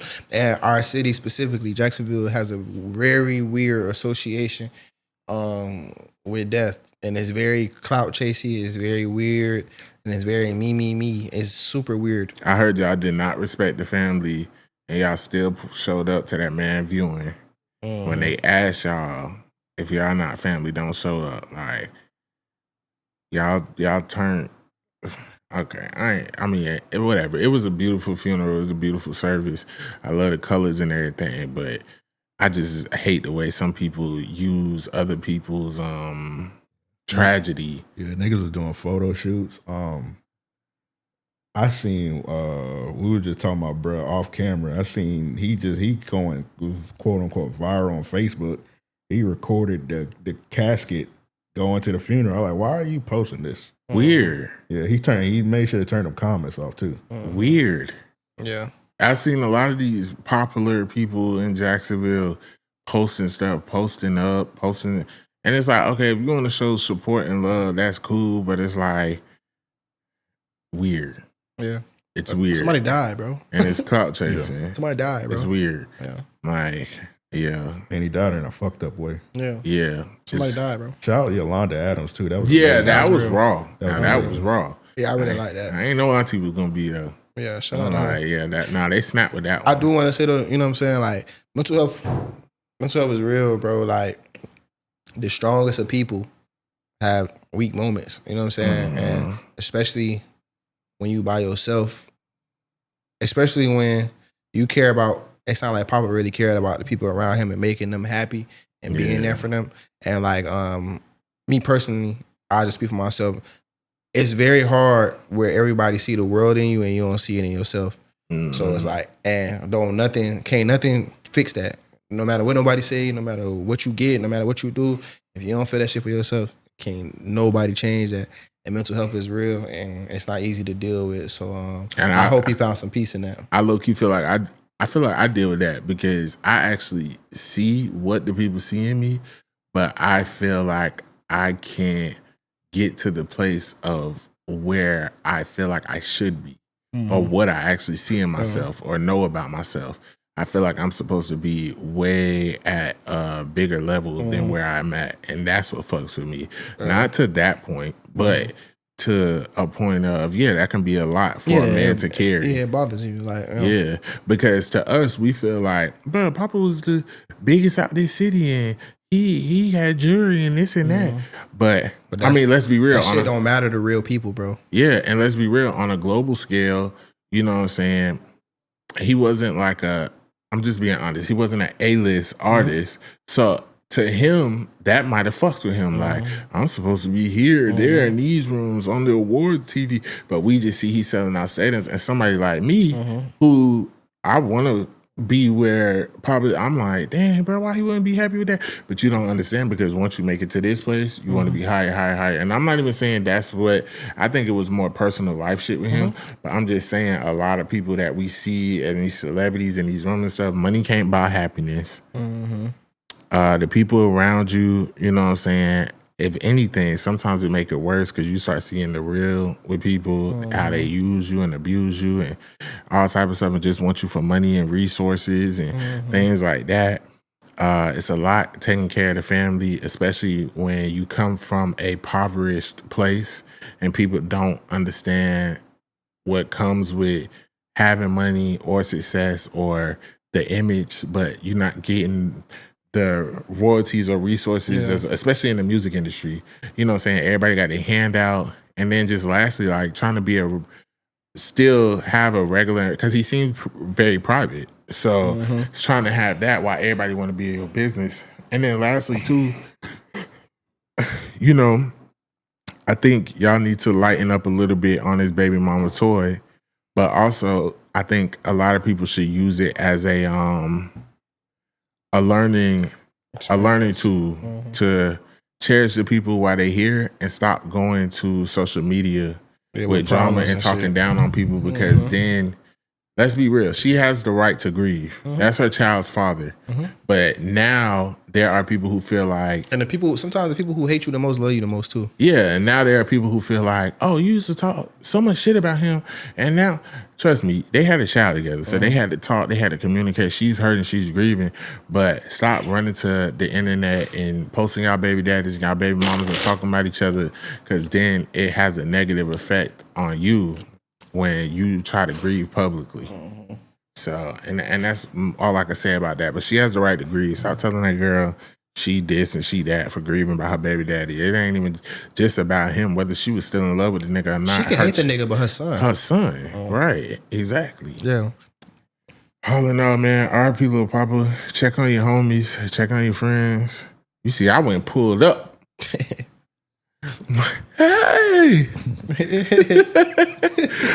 What you doing on your friend? No, not that. Thought that nigga was in there playing Hey Man. Don't put the last letter. We gotta we gotta wrap it up. We gotta wrap. Like, yeah. Oh, and I just want to say I did just start watching The Burbs. Shout out RJ. He's doing really good in there. It's a good show too. Shout out Kiki Palmer. She's doing really good. Yeah. It is funny. I told RJ, never mind. What? Oh, it is funny watching it because I'm like, that nigga ain't like that. But shout out to them because in just 11 days, they pulled in 1 billion minutes viewed, making it Peacock's highest reaching original in its first 9 days and the number 2 most watched streaming original for the week of February 9th. That's dope. Yeah. It's a good show so far, and what I like about it is it's like a lot of mixed race. It's not a lot of like, people try to make it like trauma. Like, it's not that. It's a like murder mystery, type of shit. It's based off a movie. Yeah, it's cool. I like it. And, it's, I could tell it's a good, what's the name?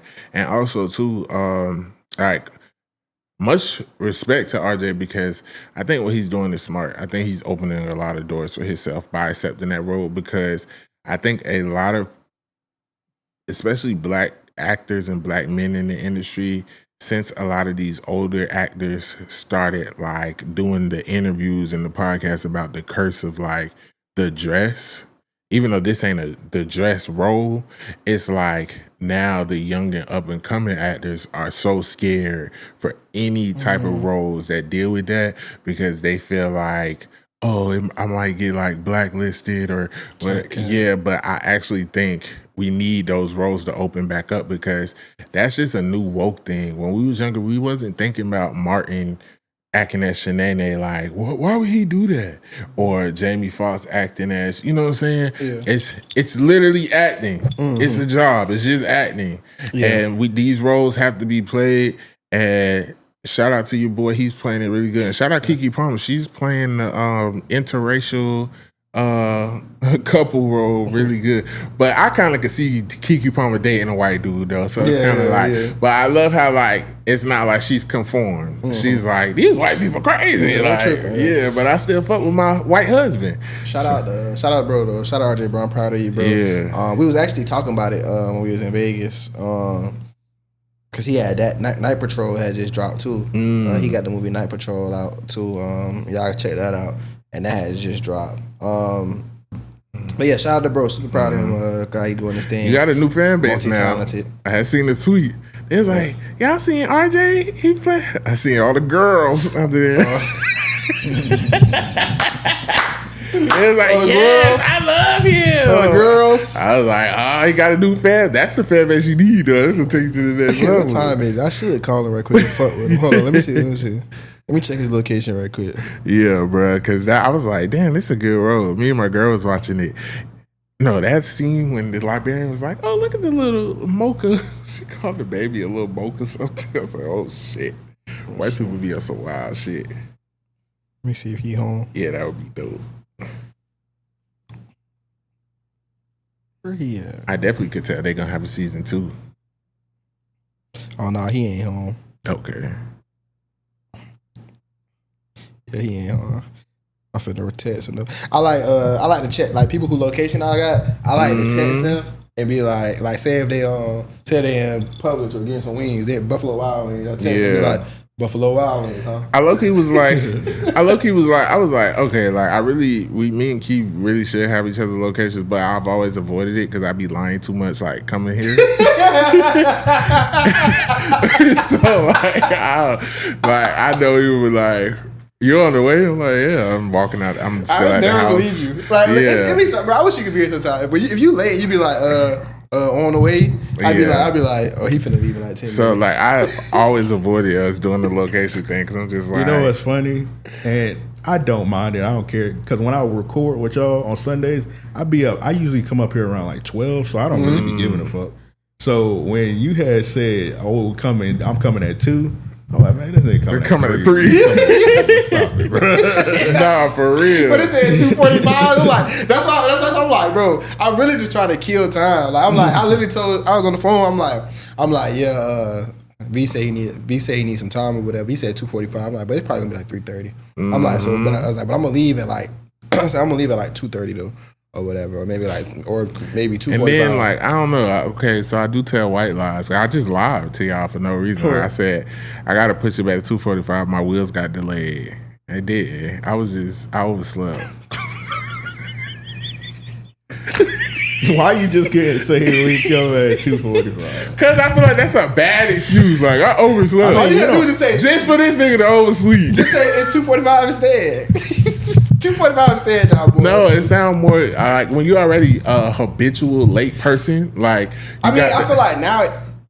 I mean, you be late, but it don't be the same. Like, nah, not the same. Yeah. I used to get very carried away. no, I'm about to say, but like, I don't feel like now late don't really be because like we don't be in a rush. Like we don't be rushing. You know what I'm saying? Like, We don't and be we don't other got people's guests. time. Like when we got a guest, it do be like damn. Yeah, when we got to guess, I be on time. because they be that bit. Where the fuck he at? who was it last time? Kept asking me where you were, bro. I'm just like, bro, he's. It always coming. be the women.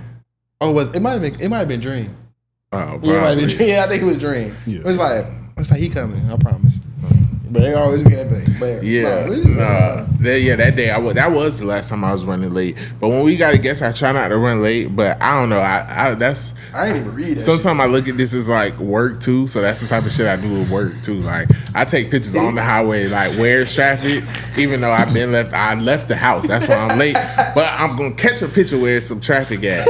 Bitch, I might hold up to build some traffic just so I can put in the group chat. It's so funny because like how you just said that, like I be looking at it as like I look at it as like work too, but it's like because I remember I told you I had called girl back and I was like she was like, you missed the pod. I was like, yeah, I fucking dozed off. And she was like, you need to tighten up, what up? And she was like, I was like, but she was like, so what you? She was, no, I was like, I'm finna head up there now. She was like, what you think they still just up there?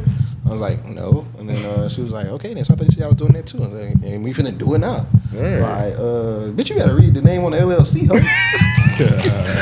Yeah, man, I run them niggas. no, but it's like it's our business. Like, Yeah, it's not like like, you know what I'm saying. It's just us. Like, Yeah. So if we say like, if it worked for everybody, we can do it right now. Yeah, as long as it works. works for everybody, right? Yeah. I just when it kind of like lateness and shit, I take it back to like my managing days because like I used to always tell my employees, I'd be like, hey, I don't give a fuck if you late, just say something, bro. Yeah, say I don't care if you something. come like 30 Let me know minutes. what's up. I don't care if you Yeah. come 40 minutes late, bro. Just say something, bro. Yeah, don't just that used to be my problem. Cause a nigga, cause like let's say a nigga shift start. Like I had one nigga like, all right, bro, I'm about to fire you.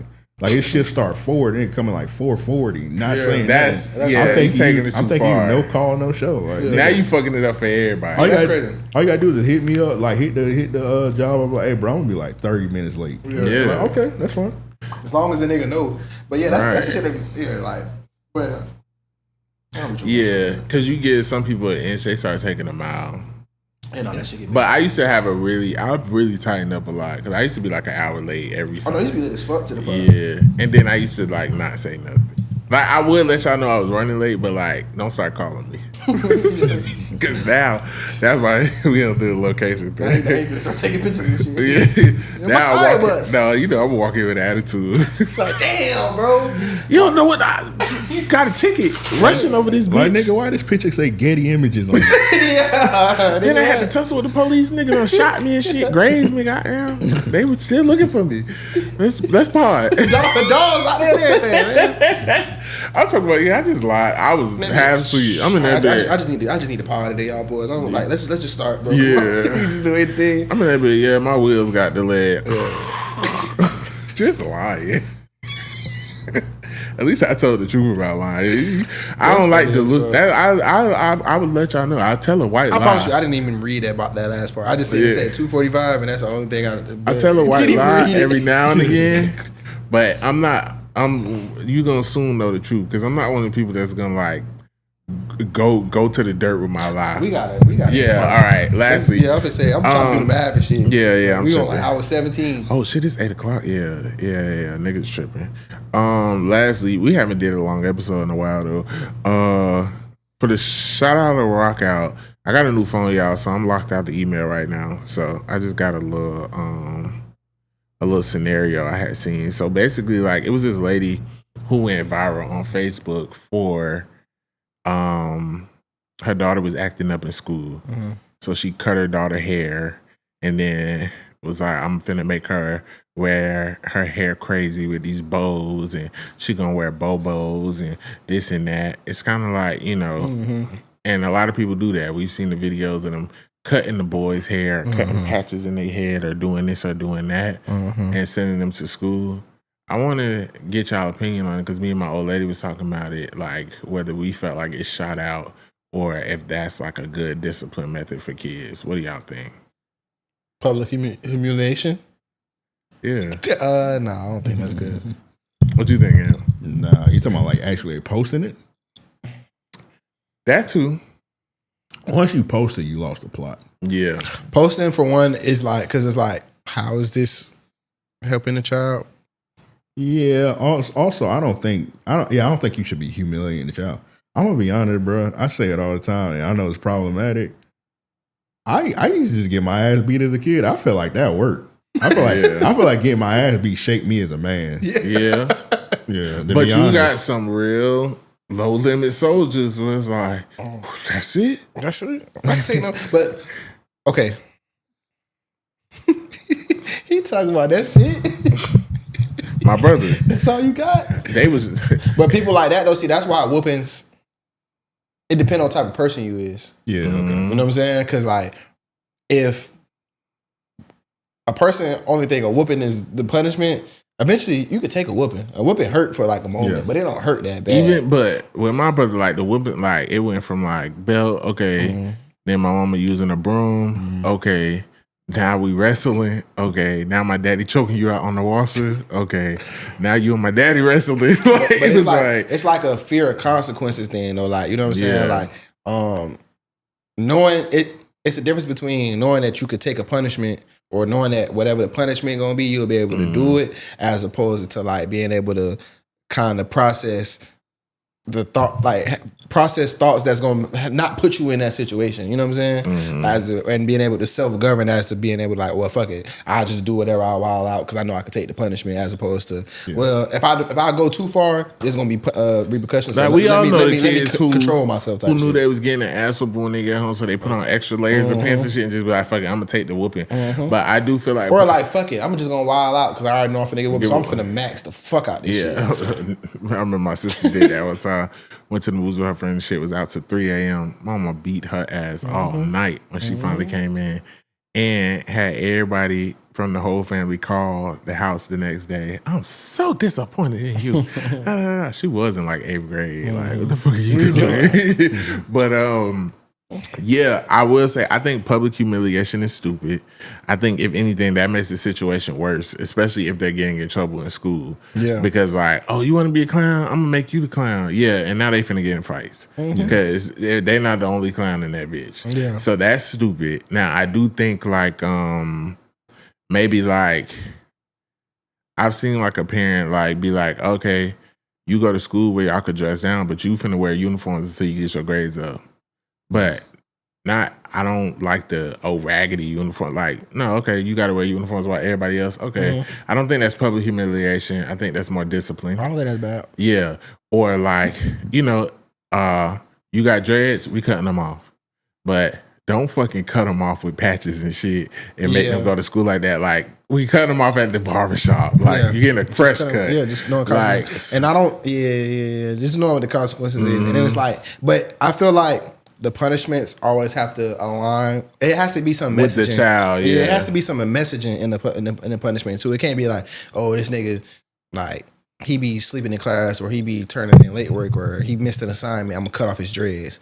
How did those dreads attribute to this behavior? But if a nigga think, if he at school trying to be super tough and he think he tough because he got these dreads, put that nigga, we finna cut these bitches. That's why my nephew and still, dreads is gone right now. You see what I'm saying? Yeah, like it gotta be some type of message. It gotta align. Or it's like, oh, these dreads got you feeling yourself. Or because it gotta make sense for the kid. That's why I feel like whoopings will work, but at a low level though. You know what I'm saying? Because it's universal. You know what I'm saying? It ain't no lesson to be learned other than if I do this, I'm gonna get my ass whooped. I feel like these days, taking the technology works way better. Technology, like, that's a whole thing. Taking the phone, taking the game, taking the TV. Because that's their whole life. See, I used to get my ass whooped, and then I used to get like, all right, you can't watch so and so for like a week or so. I felt like that worked. Yeah, definitely. Yeah. As a kid, whoopings like for example, like you said, your kid falling asleep in class or whatever. Like, okay, well, you can't watch TV at night. Then you take your ass to sleep. Yeah, that like exactly. Shit like that. Like with my son, he just got in trouble about that shit. All right, well, nigga, you was going to bed at, because at first we had him going to bed at like 8:30, and then it was like, well, sometimes he'll wake up in the middle of the night. It might be too early. Okay, so 9:30. So it's like, okay, nigga, if you want to take your ass to sleep, I know why you so tired because we don't let you play the games on the weekdays. Yeah. You got a bedtime. You can't just watch TV all night. Oh, this overlap from the weekend when you was up till fucking 7 in the morning playing the game. So this weekend, we not going to play the game. And we'll see if you have a better week next week. And I actually feel like a lot of parents who do like that's what you're explaining is somebody who pays attention to their child. I feel like a lot of parents who do that humiliation shit, they be in their own world. They're not paying attention to their child. So they're not even putting 2 and 2 together that, oh, I let this nigga stay on the game till 2, 3 in the morning on a Sunday before school, and now he's falling asleep in school. Or they don't take any accountability or like, oh, you missing homework assignments? Well, that falls on you too. Why you don't know that your child missing these assignments? Why are you not checking every day? Yeah, why you not checking like, I think a lot of parents lack accountability and knowing or put too much responsibility on the child, and you have to know what children you can do that with. So like with my mom used to always be like, you know, and that's why they like to call me the favorite and shit, but I was just talking to my nephew about this. I'm like, bro, you either could be the cool smart nigga, but you can't be the cool dumb nigga. I'm like, nigga, you not even trying. Do you cheat? Like, you don't know how to cheat? Y'all niggas don't know how to cheat no more. Y'all got ChatGPT. Y'all got way more shit than we had to cheat. Youngsters. I'm like, nigga, I used to have to write this shit on my ID, put it down on my hand. Write that shit on the smallest piece of paper possible. All type of shit. Every time the teacher look you, like, nigga, I was a smooth operator. Nigga got a sticky note taped to the girl in front of me. Nigga, I done cheated on a certain. Move her hair. Nigga, I used to be waiting till the teacher put his head down. Nigga, I was cool with all the nerds. Whatever. Nigga, we had codes. Nigga, this A, this B, goddamn bitch. I'm gonna do what I gotta do to pass. I used been that bit. What's number 7? I've been that bit. That be A. Exactly. You gotta know your I was the bridge, shit, bro. Because I was like. And then I hung with the kids who used to steal the motherfucking answer sheet or go get the pictures. Like all type of shit. Horrible shit. In the mornings, my mama used to always say, she'd be like, you got homework? No. This is like middle school days. She used to be like, oh, you ain't never got no homework. When that progress report or report card come, but guess what? When it came, I was passing. Because nigga was the first thing I did when I got there in the morning. Who did the homework?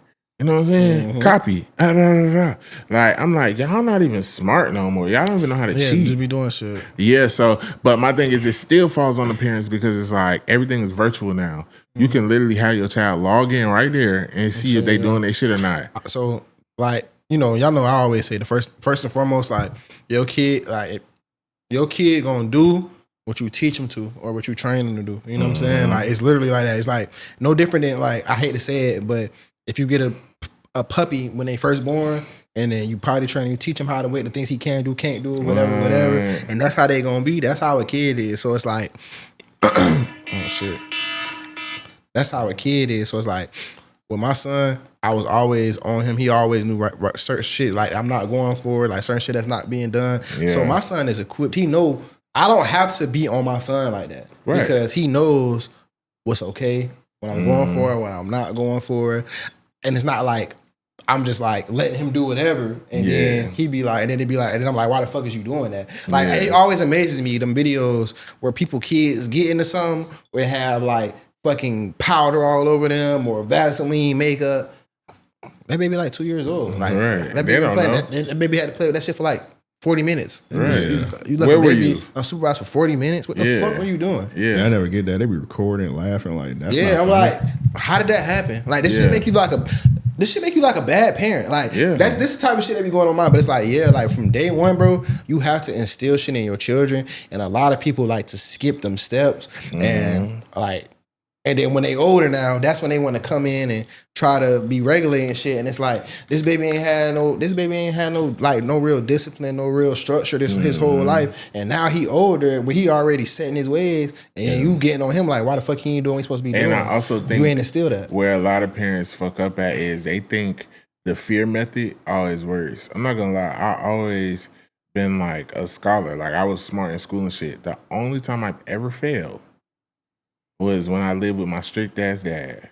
And I think he felt like because he instilled fear in me and stuff, that's the only time I ever failed. You would think the strickler who don't let me do shit and stuff, that's where I would pass. But it's like, because the nigga was so strict and shit, like I can use my finesse methods to do, because school is a finesse ultimately. Yeah, it is. You know what I'm saying? Unless you just like a super nerd.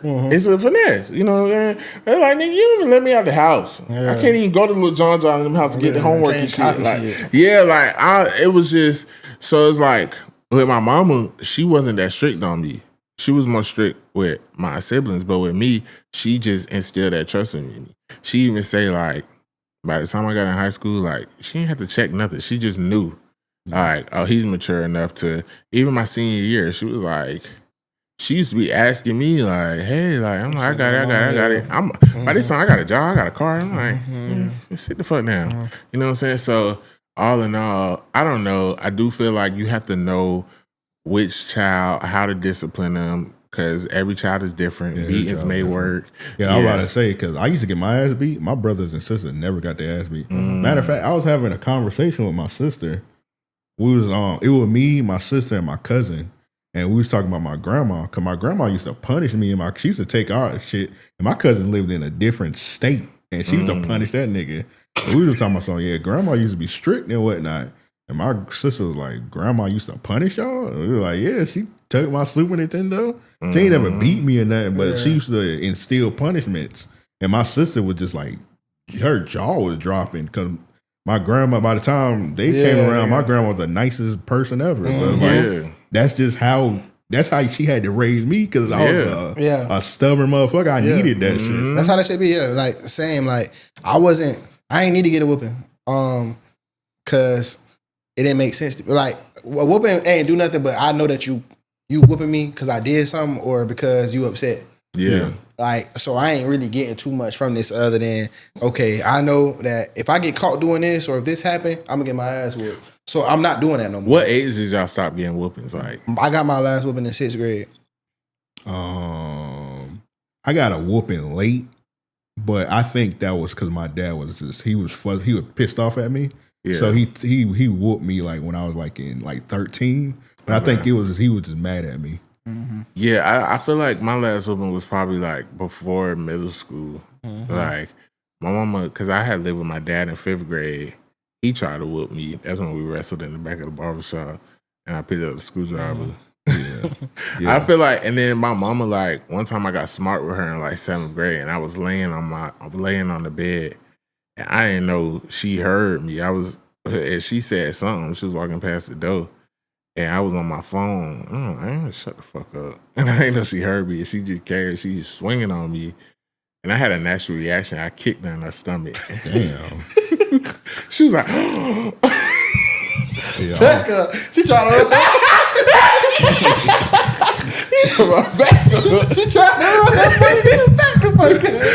I'm like, hey, baby, you gotta like, because I'm laying down like this, my head to the door. And she just came in like, she came from the side like, who the fuck, bitch? She was like,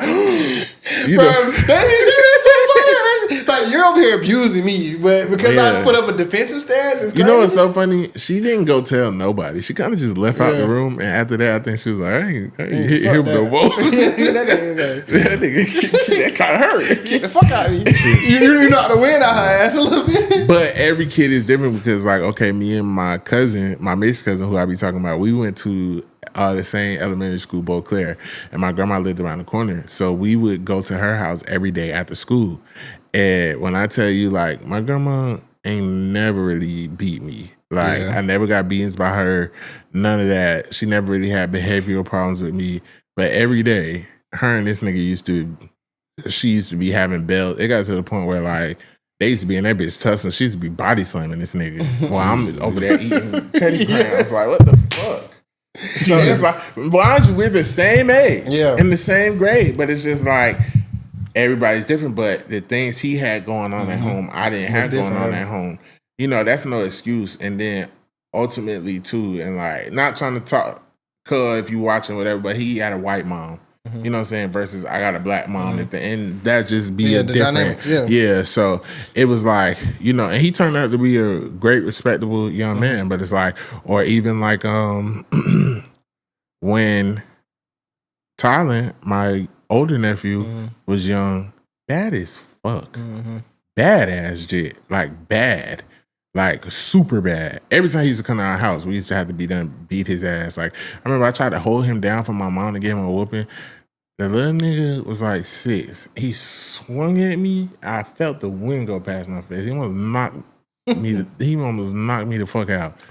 I was like, what the fuck? Little nigga, yeah. But by the time he got like middle school, he just turned it. You know how he is now? Mellowed out, good as fuck.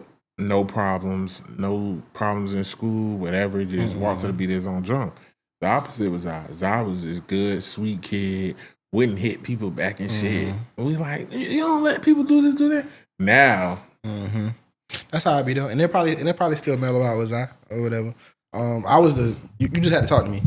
Yeah, you had to give me that. Like, just talk to me. Tell me what's up. Tell me how you feel. Like, I was a person like, you could whoop me. I'm not gonna give you the satisfaction of crying. Yeah, like that was on my last whooping was in 10th grade. I was in 6th grade. My mama gave me a whooping in 5th grade, which I really didn't feel like I deserved. I feel like my mama should have rolled with me on that, but she didn't. But and that was the worst whooping I got.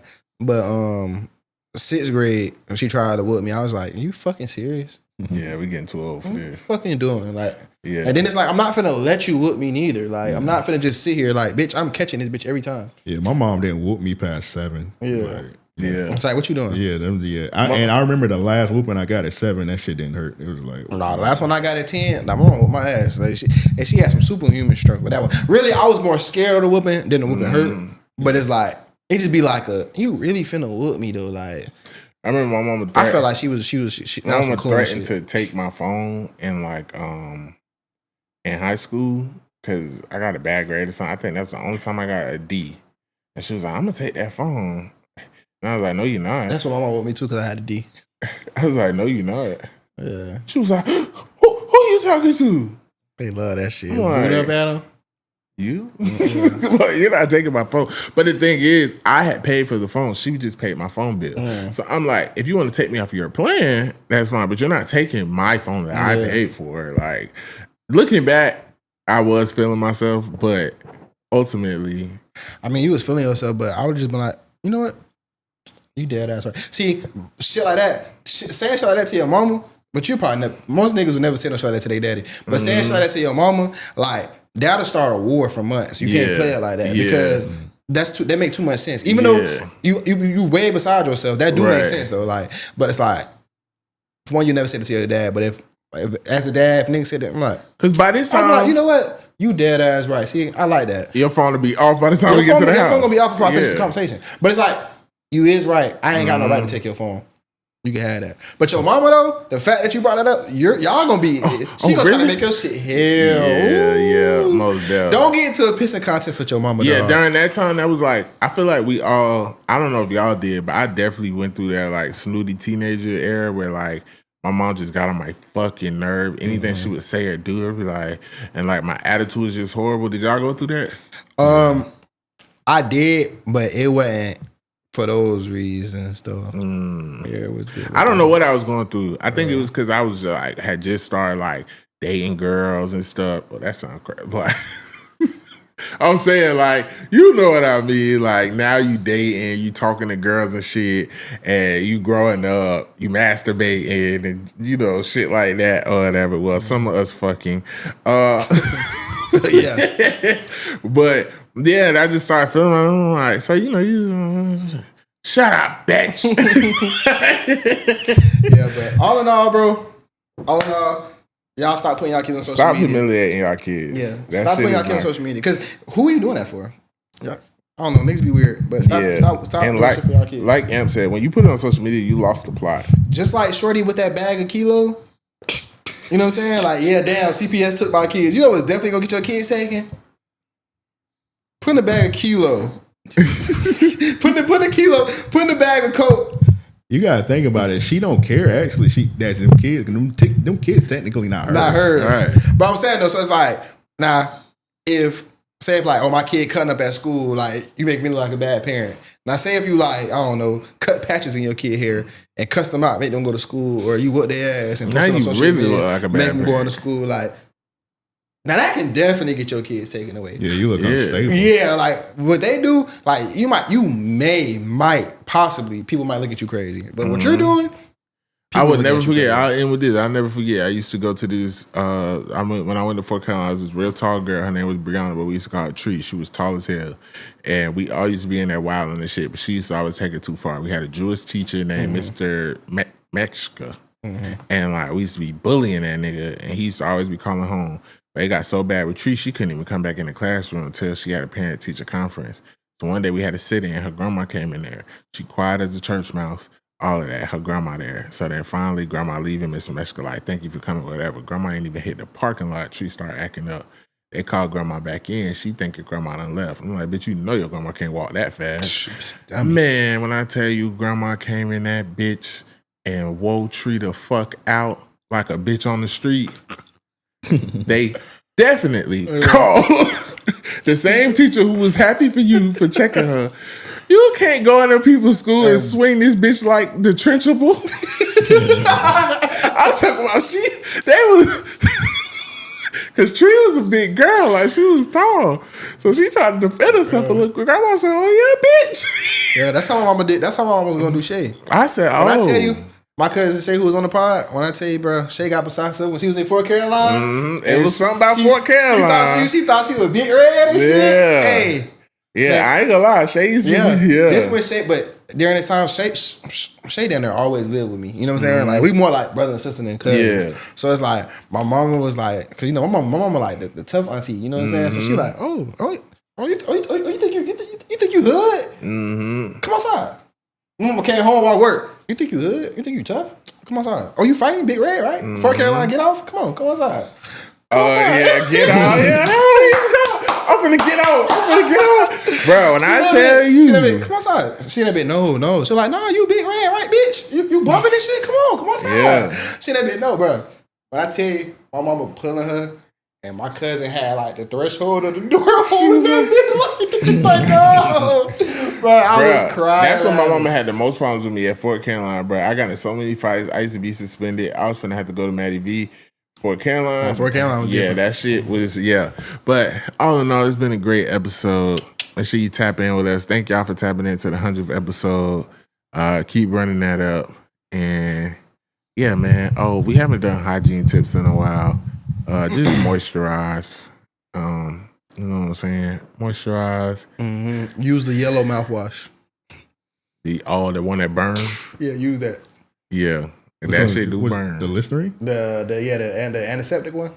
But no matter what the brand is, but the yellow one, when the mouthwash be yellow, that's the good one. I gotta try that one. That shit do be burning. No matter what the brand is. Some of it be so strong, you gotta cut it with water a little bit. I was about to say, don't do it if you got a cut in your mouth. Yeah, but he's setting you up. Just cut it with water a little bit. Like put a little bit of water in the cap. And all in all, what y'all should learn from this episode is stop posting your miscarriages. Yeah. Or about your abortions. Please.